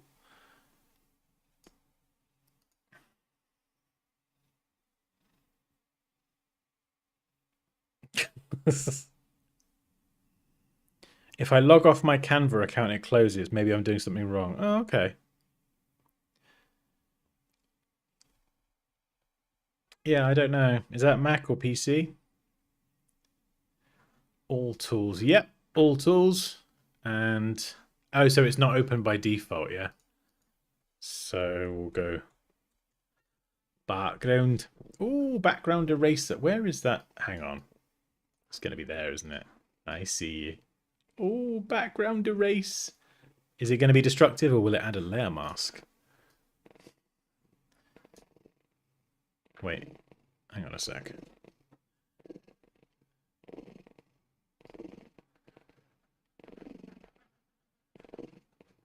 I mean, you know, it is what it is. I'm sure there's scenarios where it's better. No layer mask, destructive. Yeah. Flood erase tool. Let's try that. Fantastic. This is, love the result. Yeah, I mean, I don't really know what I'm doing with these. That's quite a hard background, to be fair, but...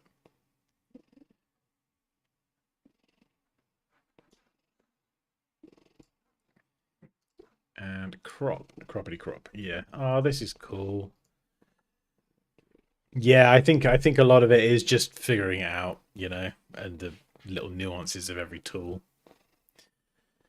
One thing to pay attention is when you select a tool, down the very bottom, it does tell you information about the tool and like shortcuts and how to use it and everything. Oh, he loves purring, aren't you, Mr. Purry Pants? Aren't you?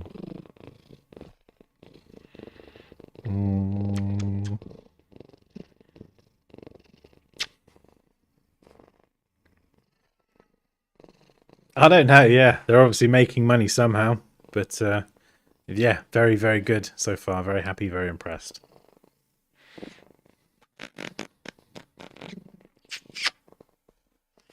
Right, I reckon it's dinner time now, isn't it? I got to sit down and process my brain after that. And have you got a course done? I do have courses, but I don't have an Affinity one. Maybe that'll change. I don't know. Oh, crazy. If anyone's interested, we do have a design competition that ends on Monday. So it's a Photoshop, or I guess now Affinity, whatever, photo manipulation competition. there is there a link somewhere? Popio. Do you got a link? I do not have a link. Alright. Hang on. I'll find a link.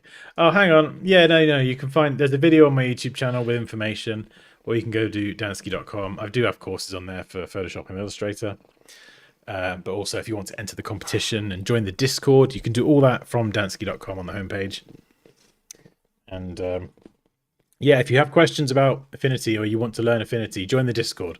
Because I'm sure we're all going to get stuck on things and we can all just help each other figure it out. And... Oh, you're welcome, Gavin. No problemo. And yeah, cool. Wow. Exciting stuff. But yeah, our design competition ends on Monday. So you still got a good 3 or 4 days to get your entries in. Oh, he's loving it. You're loving the cuddles, aren't you? Haha. Cheers, George. Right, thanks everyone. Have an amazing evening, and I will catch you later. Bye. Bye.